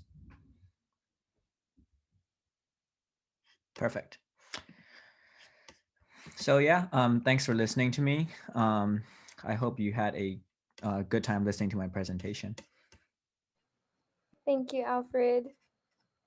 Always good to see you. See you next week, I suppose. Okay, awesome. Moving on to officer reports. I will start for tonight, as always. I kind of just wanted to go over a few things with y'all. The first thing that I wanted to address was just our campus safety symposium, or the campus safety symposium. We had a debrief call last week with UCSA, UCGPC, and some other folks. And then we also, and with UCOP, of course. At that point, Naomi Waters, who's the UCSA Racial Justice Now coordinator, and myself were appointed to sit on the planning committee for the symposium in March, and kind of trying to figure out what's going on there, and what will that symposium look like.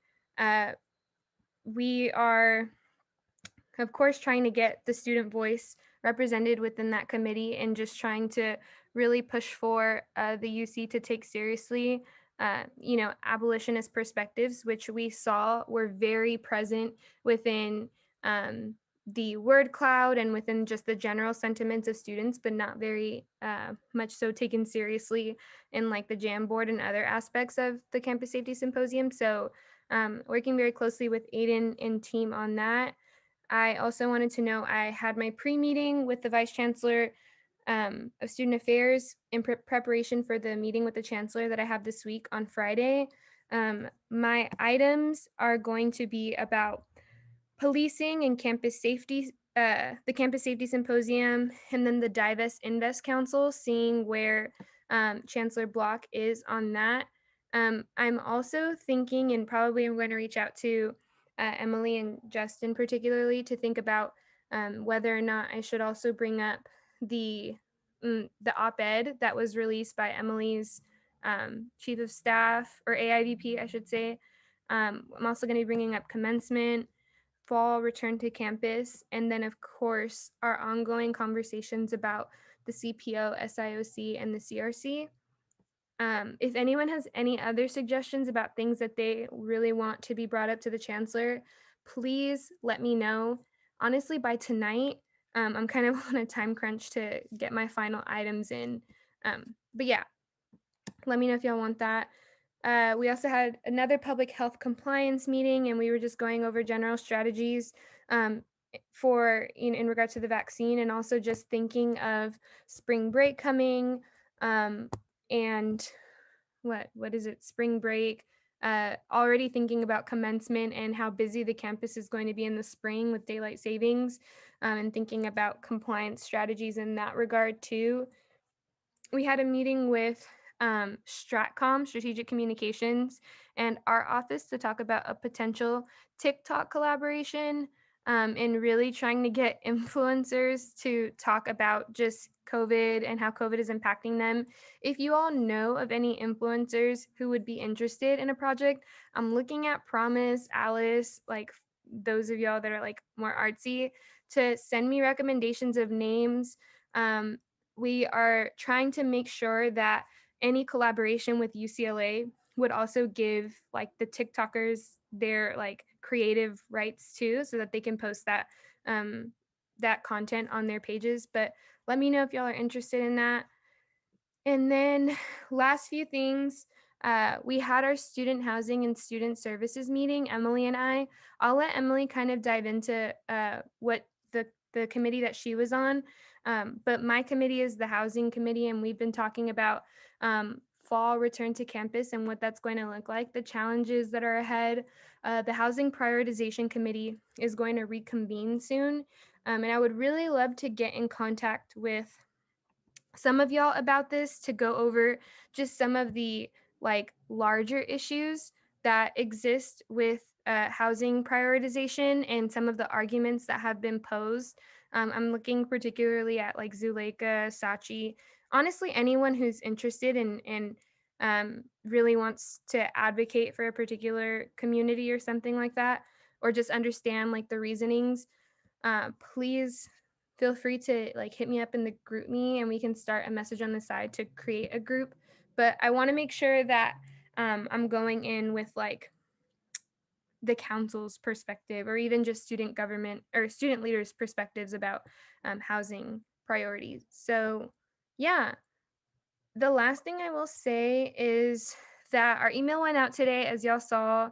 It took a while to get out, but it happened. And then we had our CAB meeting today. We had a special meeting.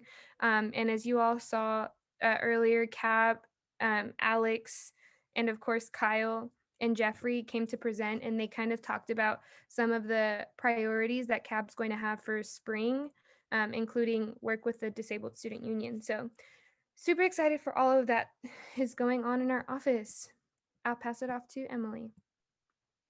Hey everyone. I can go ahead and jump off of what Naomi was talking about in terms of the Student Housing Student Services Subcommittee. So I sit on the Student Services Ramp Up subcommittee, I guess. And so some things that we're working on is updating the student guidebook with technology resources, basic needs resources, and all of the USAC resource guides that you all sent me last quarter. So if you made any new ones or if you remembered things that you haven't sent me, please feel free to forward it through and I will add it to the little drive that I have that we're adding on to the guidebook. Some other things is that we are planning a social media campaign with Student Affairs Media and ASUCLA in order to promote the guidebook and all the resources that are in it, because we're kind of worried that like students aren't actually like utilizing it, whereas it's like a super good resource and it has a lot of very cool things that students can benefit from. And then finally, we were talking about identifying and talking about a ramp up plan for the use of outdoor study space. We've heard from students that like study space is something that they really would like to have, like in terms of being able to study somewhere that's not the desk in their home for 24/7. So as soon as LACDPH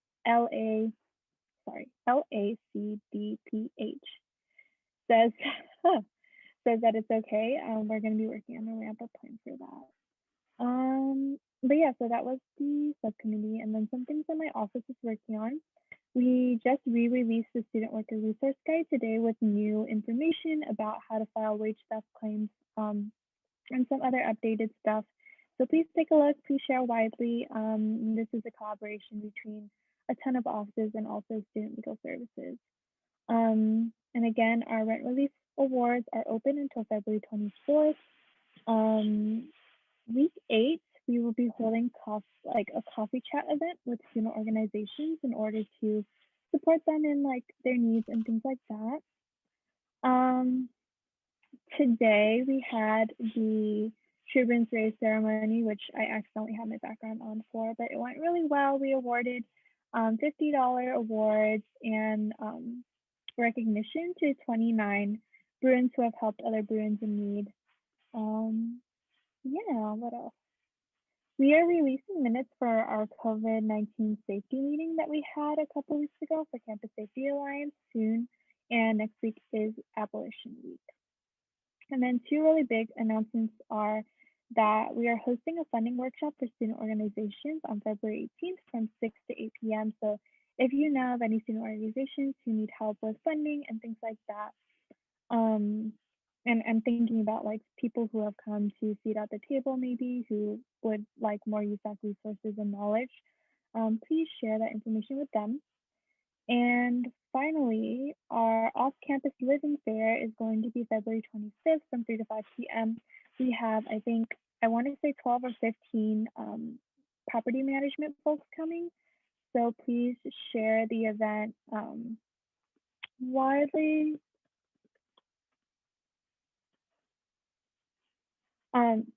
Oh, please share the event widely. It'll be a really great resource for students, especially if they can't come back to Westwood in order to check out apartments, but they plan on moving back in the fall. So yeah, and then finally, we held the USAC COVID-19 vaccine panel last week, and I thought it went really great. We had some really great questions, both prepared and from the audience, that our panelists answered. We did record the entire thing, so for folks asking, my office is working on turning it into a series of IGTVs, and Naomi's office is going to be releasing, I believe, like notes and like key takeaways. Cool, that's all for me. Thank you. Thanks, Aiden. Yes, thank you so much. As Em mentioned, we were so happy to partner with the Office of the President, IVP, SWC, and I believe Pilot and other student organizations for the COVID-19 vaccine town hall last week, which I also thought was a great event. Answered a lot of my questions. I think that even as much as I read in the news, I don't know much about what's going on with the vaccine, and it was a great event to really highlight the science and the data and what the future of distribution looks like for us as students here at UCLA. But beyond that, because of the long weekend, a bit of a slow week. Prior to the weekend, we continued our engagement with discussions around campus policing and campus safety, gearing up for the second session of the symposium, which we gratefully have both Naomi Riley and Naomi Waters, two of our system-wide leads on policing issues, guiding and pushing to move in a better direction. And then last Friday, I had my monthly lunch with President Drake, where we spoke about campus reopening plans, campus safety, UC sustainability, and access, recruitment, and retention for the fall quarter. This week, we are gearing up for the Double the Pell Week of Action that our office is leading next week in conjunction with EVP offices throughout the state and 11 other student association partners throughout the country, from East Coast to West Coast and everywhere in between. And if you are wanting to participate, there will be a number of targeted digital actions that you can join in on, petitions, phone calls, tweets, the like. And then we will also be hosting a national briefing on doubling the Pell Grant, featuring President Drake, UC Basic Needs leads, students from UCLA, Santa Barbara, and UC Berkeley, and then Marlene Garcia, the executive director of the California Student Aid Commission, among others. So it'll be a great event. Really looking forward to raising the profile of Pell Grant expansion at the national level next week, and looking forward to continued engagement with that's ongoing with our local, state, and federal elected officials in the weeks to come. But that's all for me. Thanks so much. Thank you, Aiden. Let's go Jen Rep 1. Yeah, hi, thanks. Yeah, so we've finally kind of like kicked off the work for our platform. We've hired the majority of our staff members as of Sunday.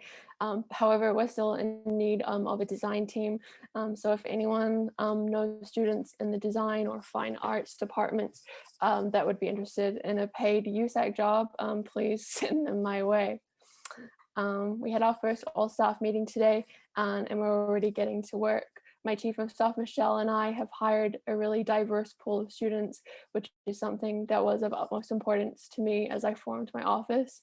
I am proud that we have both transfers and direct entry students, a mix of freshmen, sophomores, juniors, and seniors, students that hold different and intersecting identities, international students, and a mix of majors including applied math and financial math, geology, marine biology, political science, geography, and global studies. In terms of our platform work, we've set up a meeting with the new student transition program for March 2. They are very open to collaborating with us, and we will be providing recommendations for how they can integrate returning students into their orientation programs in spring and summer. We've also begun working on our first town hall event, which will be highlighting mother organization retention programs. This is scheduled for the first week of March. We are also organizing our very first Bruins Spirit event, which is scheduled for early spring quarter. It's called Blast from the Past Bruin Edition.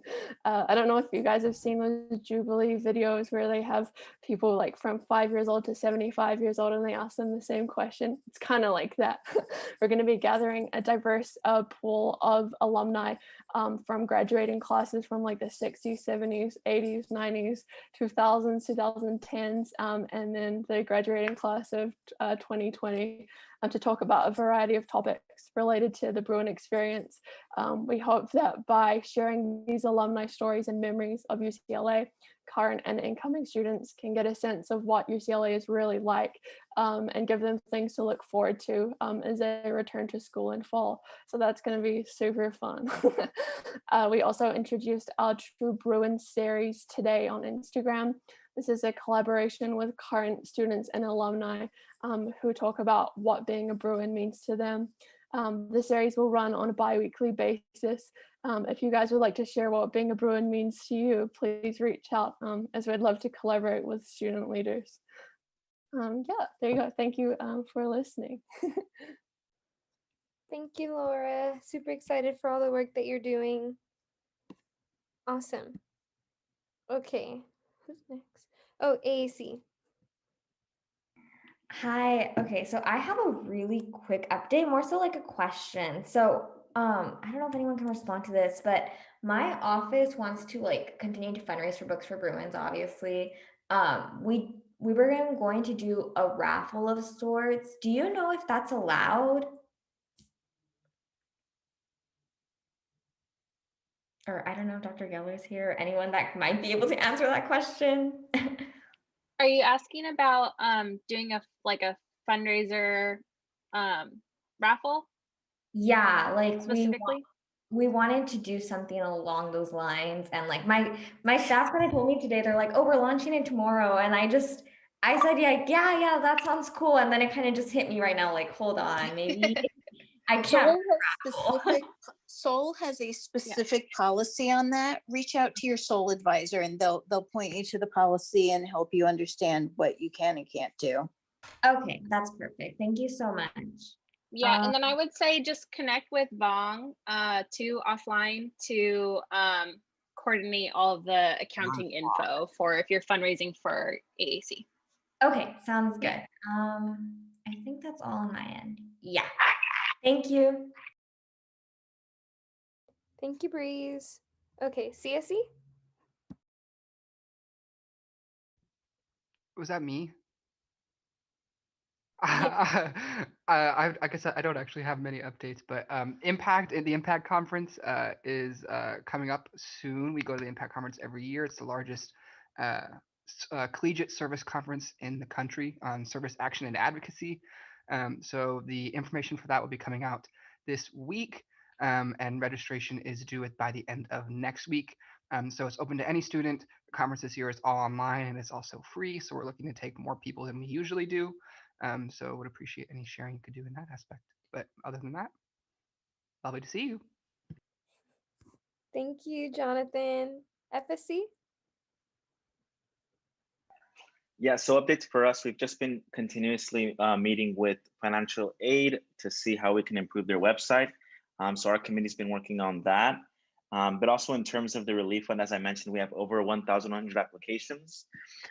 We will be planning on doing another push of publications next Monday, like the final week of the applications. And we've already publicized on many listservs as well as the campus-wide email for today. So I feel comfortable with the publicity that we're doing, but just continue to repost in your GroupMes.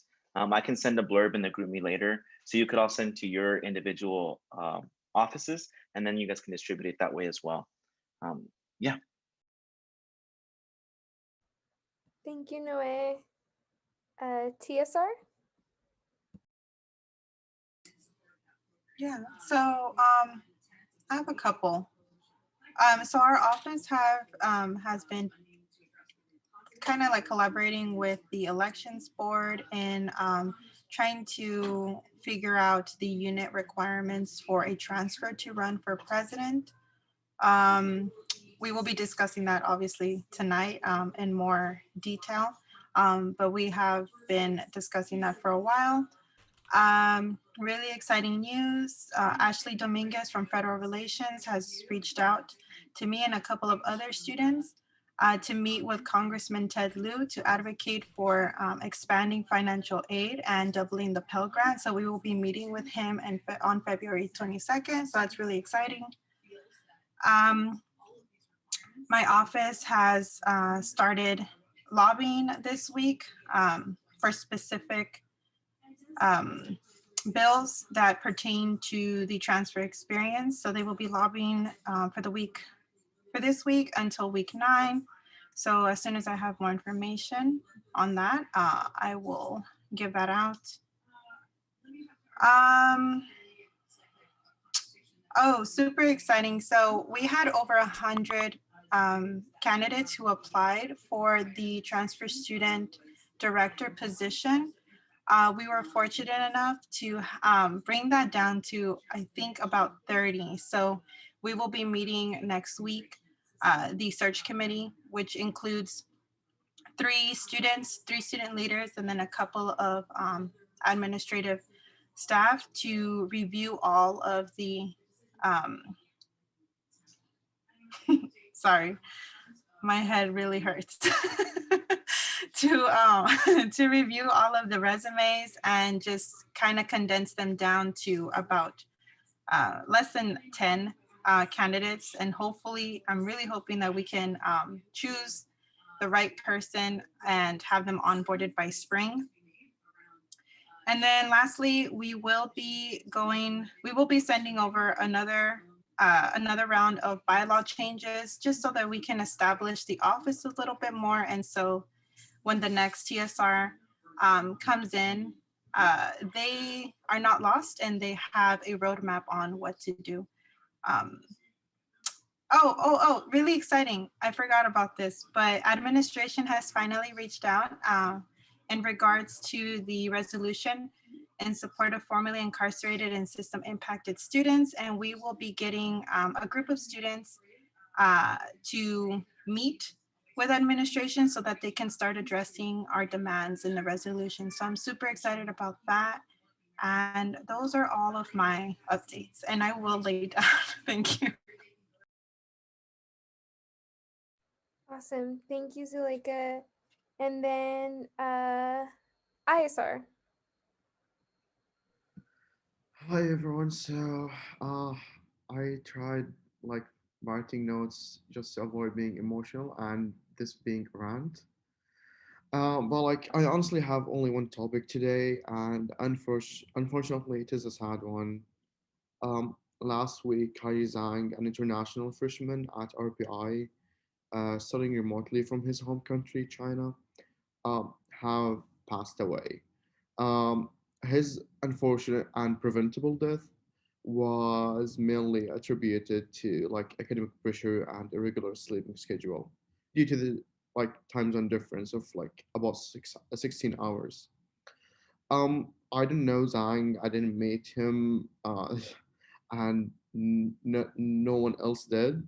But the experience he went through is something every like international student in the US who is currently studying from abroad like is going through right now, including myself. And it has been a few quarters, and still the academic accommodation needed for international students are not universally adopted by the different departments and colleges. And while I know everyone is like, I know like this is not something directed to you, honestly, it's more directed to administration. I know how hard everyone is working, including Breeze, like especially Breeze, I would say. But it is still unreasonable, and like every time I sit in meetings discussing those policies and like accommodation policies, the usual arguments as are said, like, you just have to adopt with those things, uh, change your sleeping schedule, or like, students being just picky and, complaining, even though like we brought forward like concrete data supporting what that this is like a broader issue.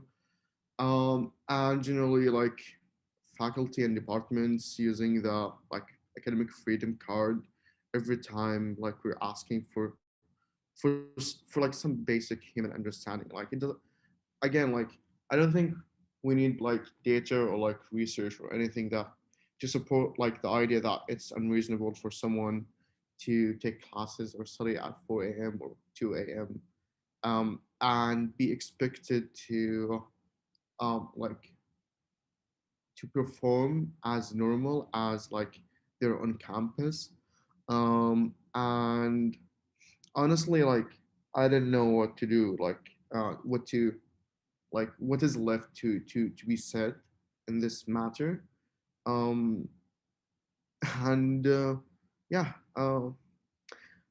yeah, I don't know like what to say like anymore. But yeah, this is just like unfortunately a sad thing that happened, and again, it was preventable, and it is something happening to international students at UCLA, and I just hope and sincerely wish that we don't have like a similar situation here at UCLA. And so, yeah, I hope something happens before it is just too late. And yeah, thank you, everyone. Thank you, Baker, for that really important reminder, and let us know how we can be of support to you in your advocacy efforts. As you said, we're all really trying, and yeah, it's an unfortunate situation nonetheless. Moving on to our admin reps. Oh, sorry. Actually, Sachi, go ahead.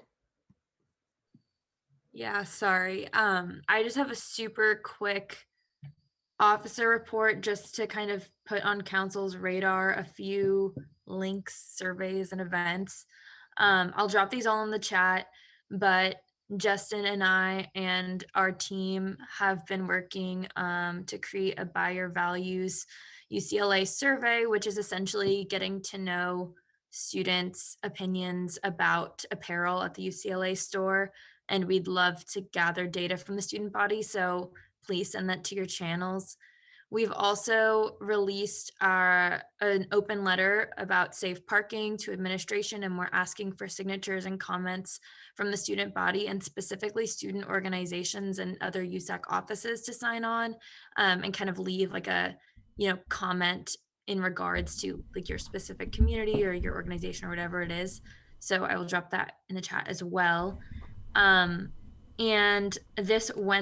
tomorrow, Wednesday at 5 to 6 p.m. Pacific time, the TGIF committee will be hosting a TGIF event, like tea to drink. And this is an event for, the student committee to answer questions from the student body about specifically our support fund and like how students can apply. And we'll be giving like tips and tricks on how to do that. It'll be recorded as well, but should show up. Please share to your channels. I will drop this all in the chat though. Oh, and thank you, Naomi, for appointing me to the Future Activities Committee, which I am now sitting on. Thank you for accepting, Noe. I also have another reminder for all of council. Don't forget to send in your readers for the relief fund. So far, I only have about 4 offices readers, so please try to send those in as soon as possible. I really want them as early as we can so we can work on scheduling a meeting. Week 8 will be the goal, but if we have to push to week 9, then we'll also definitely do that. But week 8 is the goal to meet. So please send them to me, hopefully by the end of the day tomorrow, so I can work on scheduling that meeting. Thank you, Noe. Okay, now we're moving on to admin reports, starting with Jessica. Hi all, I don't have any updates this week. Thanks. Thanks, Jessica. Patty? Everyone, just one quick update.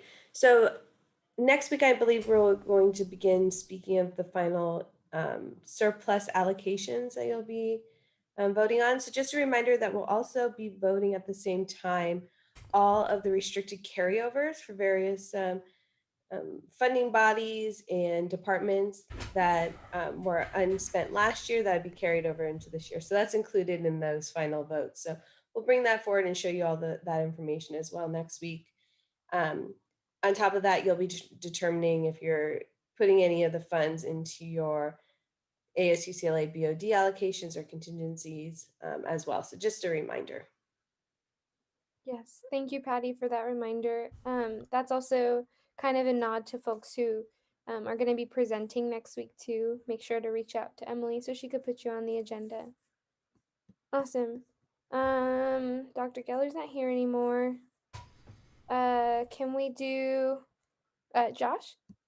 No updates from me. Thanks, everyone. Awesome. Fernando?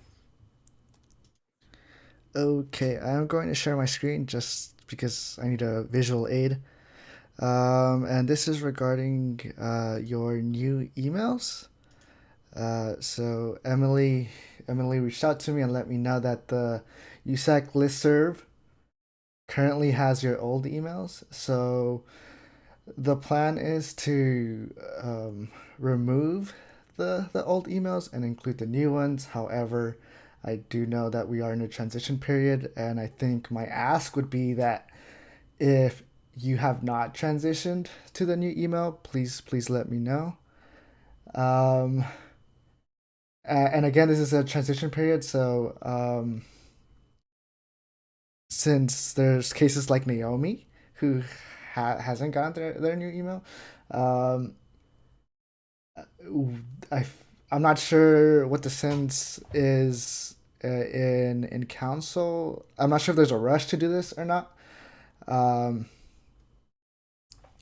But I cannot change this. I have to reach out to IT, and I would like to do it all at the same time. So I don't want to do a couple here and there, just because I don't think that's efficient. Yeah. So I'm just putting it out there. Again, I'm not sure how rushed this is. But yeah, so yeah, that's my only update. Emily? Yeah, I just really want to encourage, unless you have a compelling reason that you don't want to switch over, that you do so as soon as possible, because when I send out the council emails, I get like 10 bounce backs being like, I have a new email now. And I'm like, I know. So if folks could please all transition over so that we can not flood our inboxes with everyone's new email messages, that would be fantastic. It takes about 10 minutes. You just have to set up a new account and then set up a forwarding thing that forwards from your old account to your new account, and then you're done. Emily, would you like to set up a deadline? Because you're probably the one that's most affected by this. Yeah, can everyone do it before Thursday night so that I can send out the email on Friday?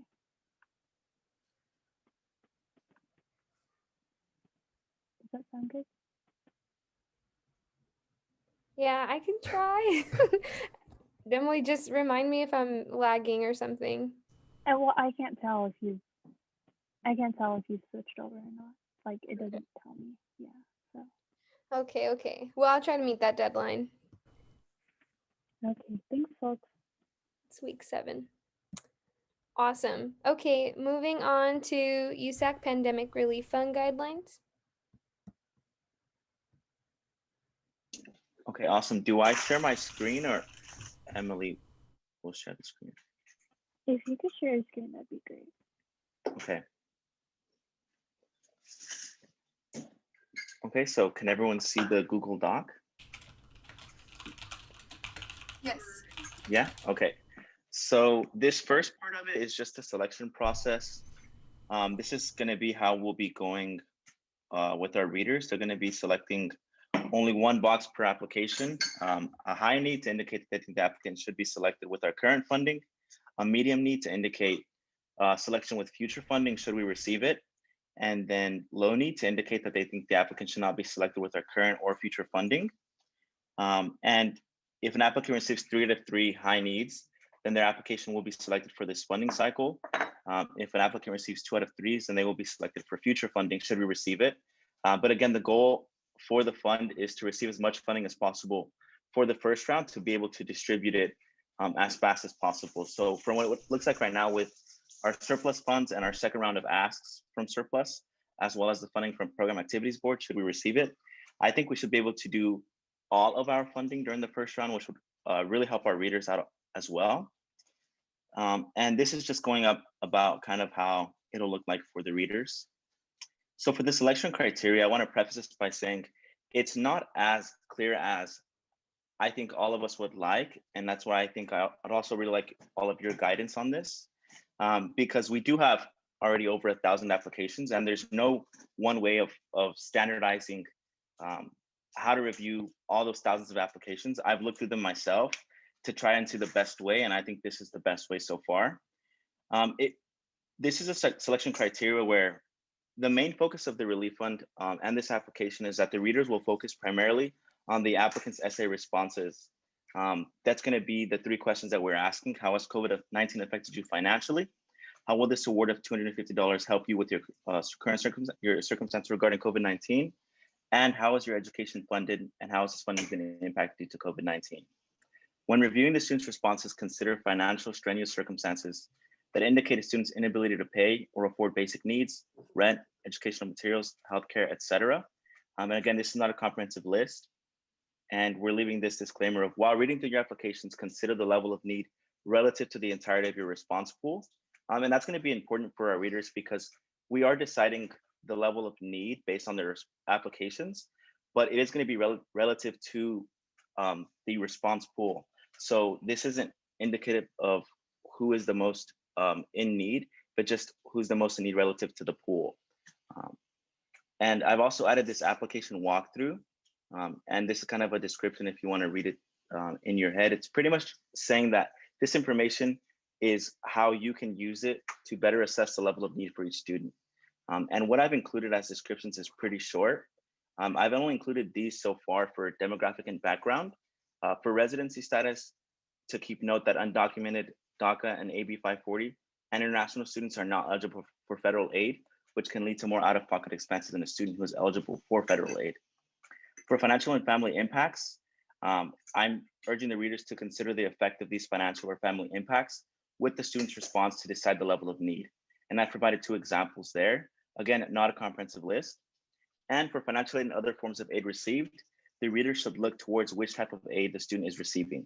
So if the aid is need-based, then this does indicate that they are defined federally or based on state as they have demonstrated financial need based on their own finances.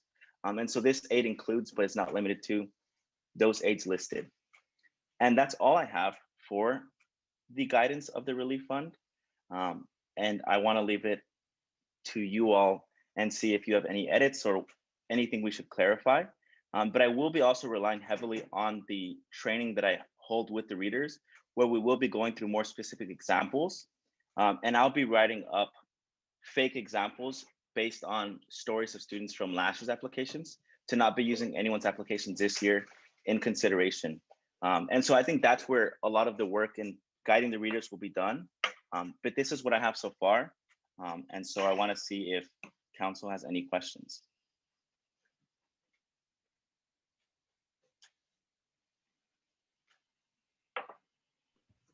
Any questions for Noe?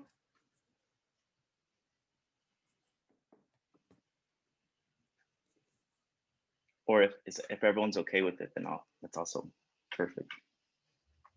I think it looks really comprehensive. Thank you. I can stop the sharing of the doc.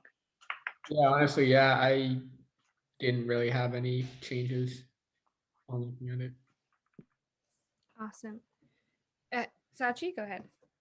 I might have just missed it when you pulled down the document, but on residency status, was there like an out of state notation? No, but I can definitely add that if they're out of state, they aren't eligible for in-state funding. Yeah, no, I think that would be useful. I mean, it's a different situation than international students and DACA students, but still, I think a useful consideration because they're not eligible for like Cal Grant and stuff like that. Yeah, no, I was balancing on whether to include that on there because I know that if students are undocumented or specifically if they're receiving DACA, I know they are eligible for the DREAM Act, so they're eligible for state funding. And so I didn't want to make a broad basis of like which states allow state funding for DACA students. But I can definitely include that to indicate that the out-of-state students don't receive state funding. Awesome. If there are no other, if there's no other opposition, then I would say that the guidelines are approved. Okay. Thank you, Noe, for your work on this. Thank you all. Just please don't forget to send me your readers by tomorrow so I can work on scheduling that training with the readers. Okay. Okay. Awesome. Moving on to our last item of the night, we have the units requirement discussion. It says I'm leading it, but actually I'm going to turn it over to Zuleika first, and then I'll chime in if I have anything to add. Or Alfred, either of you all.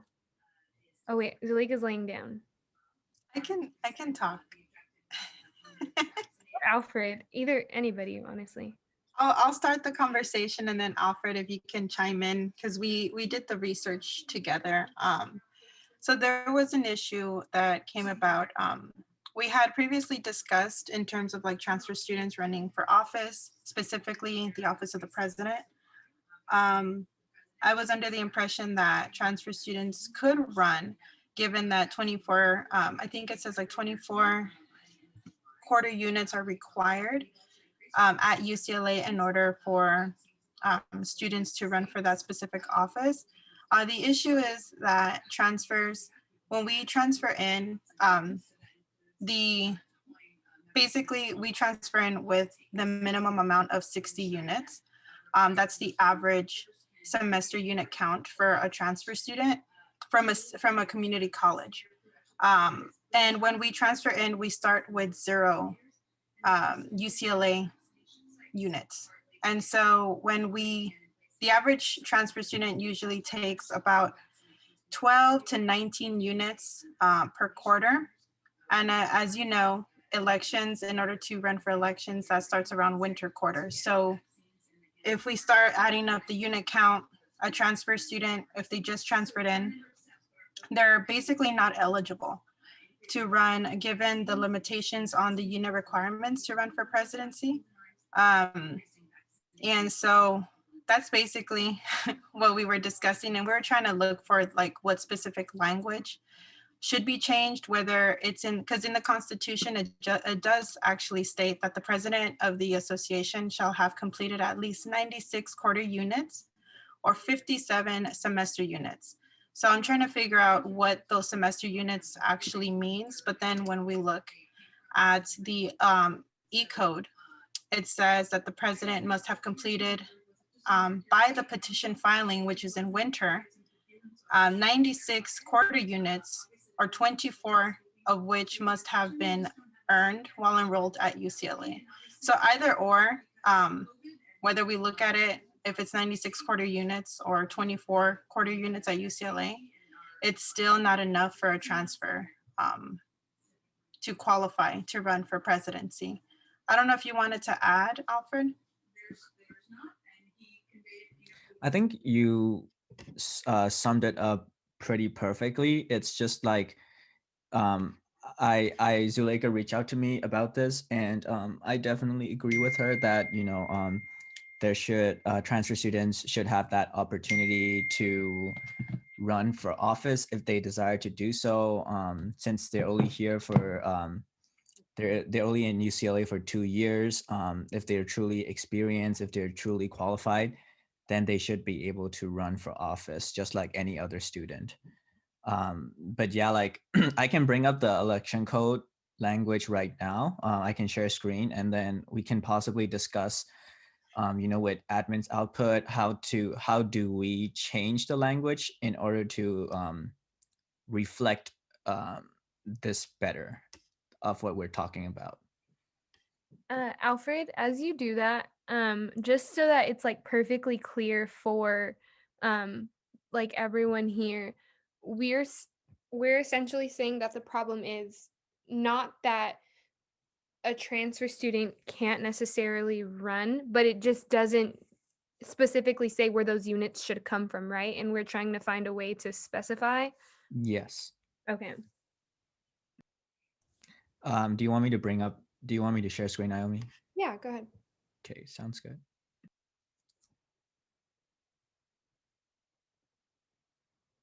Yeah, so this is the specific language that's in the election code that talks specifically about the units. So I was wondering if what we should do instead is, with 96 units passed, core units, maybe something along the lines of saying that it's transferable. It doesn't have to be UCLA units. I think that would be a fix that is possible in this situation. What does everyone think about that? I wanted to quickly jump in and say one thing that we talked about offline was making sure that it's noted that they should be coming from like community college. Not to say that freshmen who take a bunch of AP classes aren't very good people, but I don't envision that a first year coming in who's not a transfer, who has like a bunch of units because they took AP classes or something. I don't think that that should count.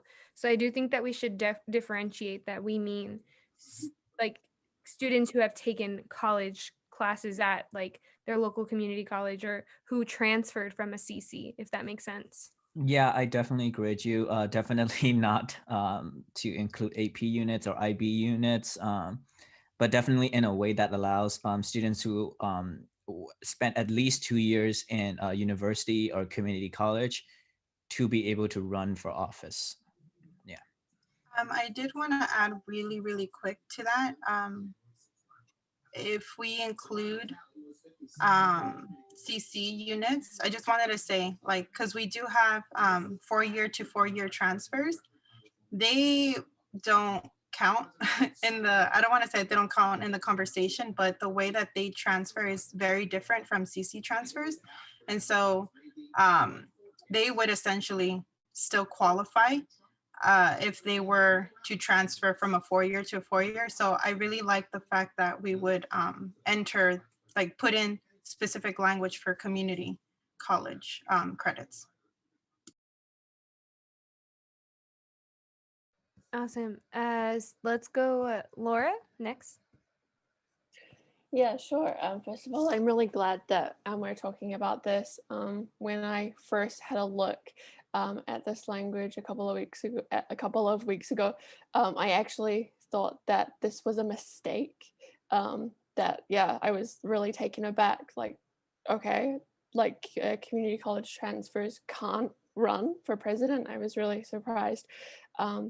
And I feel like at the moment the language kind of like this minimum unit really belittles the credits of a student has received at a community college, and in turn really belittles their experience, which is like just another example of how transfer students are treated at the University of California. The language kind of assumes that a UCLA credit is worth more than a community college credit, which is so not true. I am all in favor of really changing this language to be more inclusive of transfer students.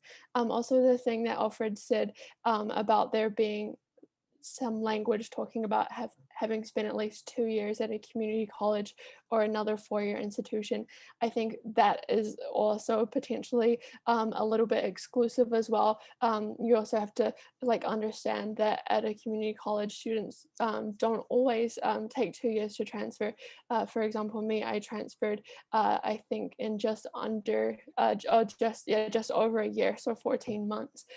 So I think that having language that specifies years is a little bit risky when it comes to that.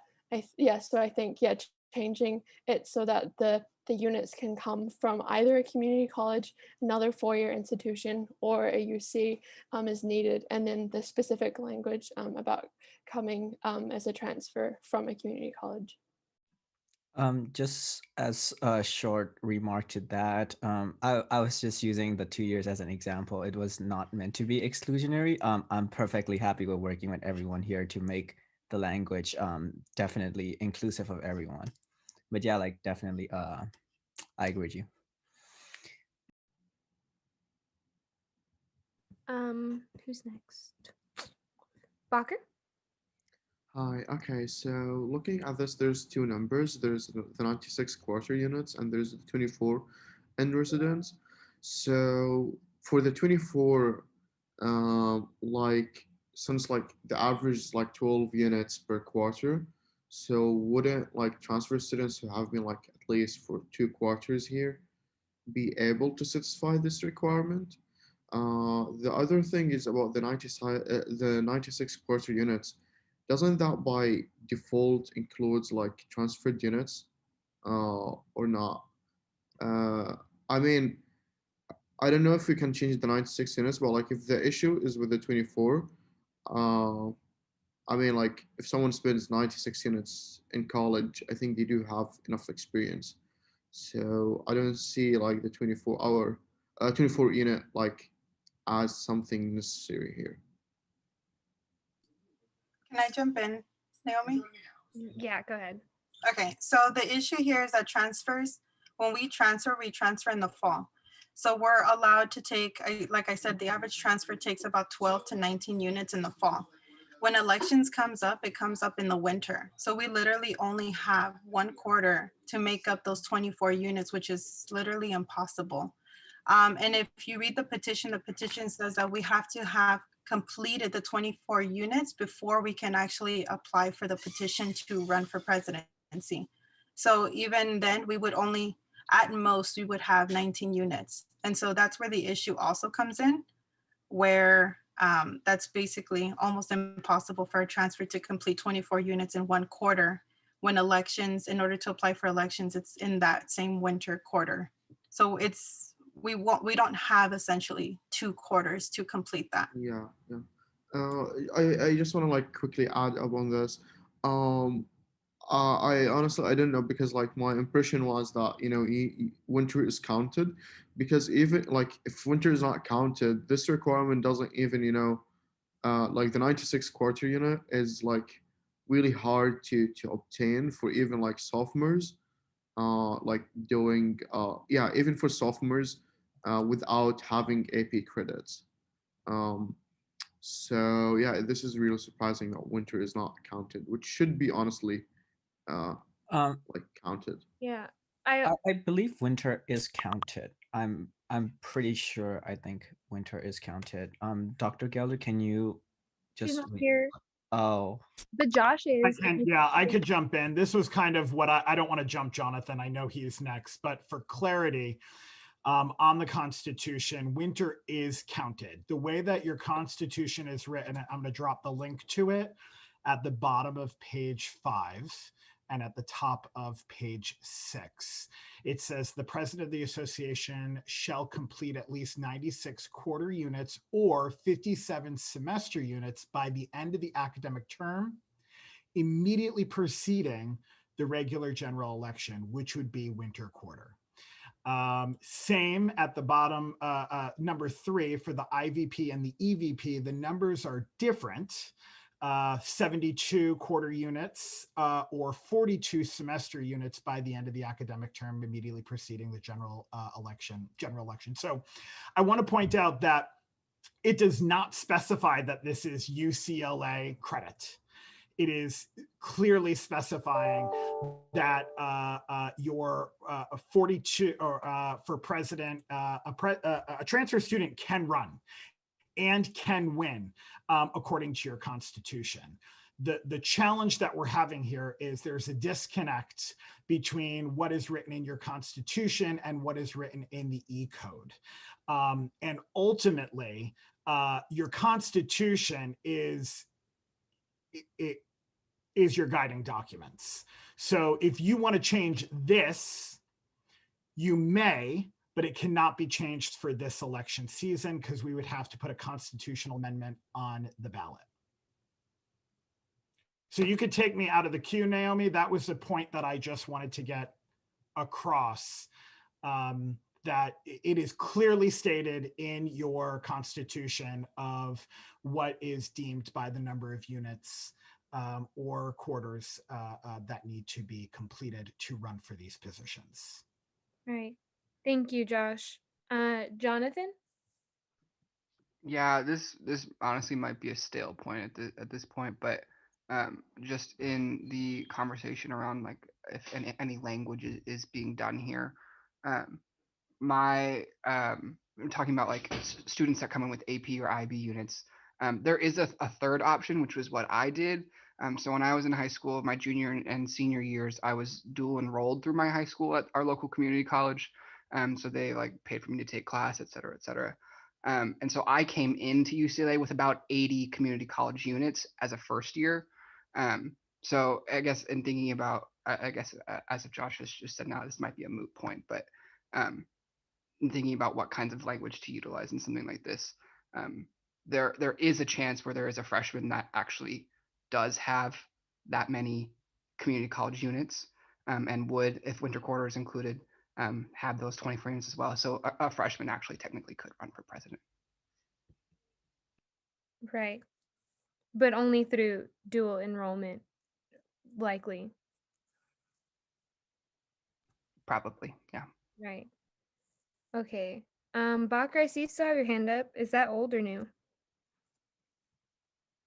Oh, okay. So I just want to pass it back to Zuleika or Alfred to kind of, I guess, illuminate the way forward or provide maybe a suggestion to where council can go with this. I can defer to Zuleika for this, and then I can afterwards because go for it, Zuleika. Okay, I was just gonna ask Josh, since in the because I was a little confused too, because when I read the Constitution, I immediately thought of the semester units, and I was like, well, transfers, the average transfer, in order to transfer to a UC or a CSU, they have to accumulate 60 semester units. So I was wondering if we could just use that type of language for and kind of like transfer it into the E-code so that it's consistent with that. And then we can use those semester units for transfers. Yeah, I would say the way it's written in E-code is totally okay as long as it doesn't contradict what's in the Constitution. Because if anyone challenges it, not unfortunately, your Constitution is your guiding document. Does that make sense? So if you say it has to be 60 and someone comes back to you and says, well, your Constitution says 57 semester units, I just want to make sure that you're not contradicting it. Does that make sense? Yeah, that completely makes sense. I just want it to be consistent with the E-code. Yes, and so that would be really up to Alfred and you all to make sure that the E-code really should align with the Constitution. Well, that would be my recommendation. Yeah, I can't force that, but if there is argument later down the line, the Constitution has final word, if that makes sense. Yeah, so I guess then the step forward for everyone is how about, oh, this is a new hand. Okay, just like let me talk a little bit first. So I guess the path forward is what we can do to amend the election code is that I can bring up an election code amendment next week that erases this one, and then adds in semester units, and then makes it clear that the units in winter are counted in the election code. I think this is what we could do if everyone agrees on it. However, there was also another concern that was brought up that, students who were not enrolled in UCLA they were able to become the president, or they were able to become a USAC official. And I was also wondering, if Josh, you have any experience in this on how we can also incorporate that language into the election code. Yeah, you do have to be a student to run for a USAC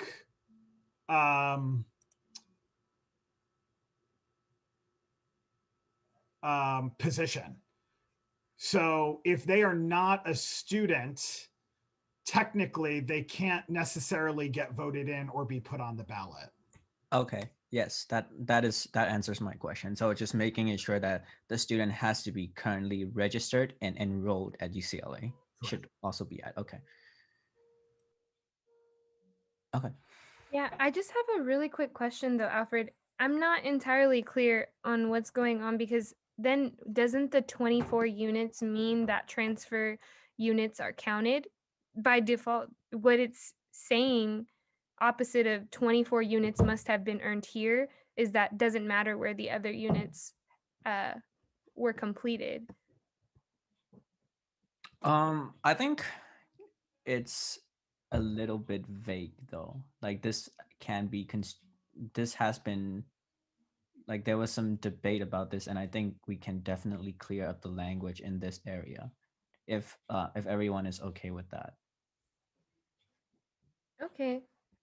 Bacher or Laura, do you guys have any like new points to make? If Yeah. not, I would just suggest that this comes back next week. Yeah, just a quick comment. Isn't like the 24 unit requirement, like can someone like argue and say that, the constitution says that as long as you have 96 quarter units or like 57 semester units, you're eligible to run. So, and that having the 24 like unit requirement in residence is actually in contradiction with the constitution or not. I'm just wondering if this is like a valid argument, because this also touches on the other two offices, the IVP and EVP. Technically, yes. Technically, if a challenge was brought up against this portion, oh my God. If a challenge was brought up against this portion of the election code, this may not stand in court. But yes.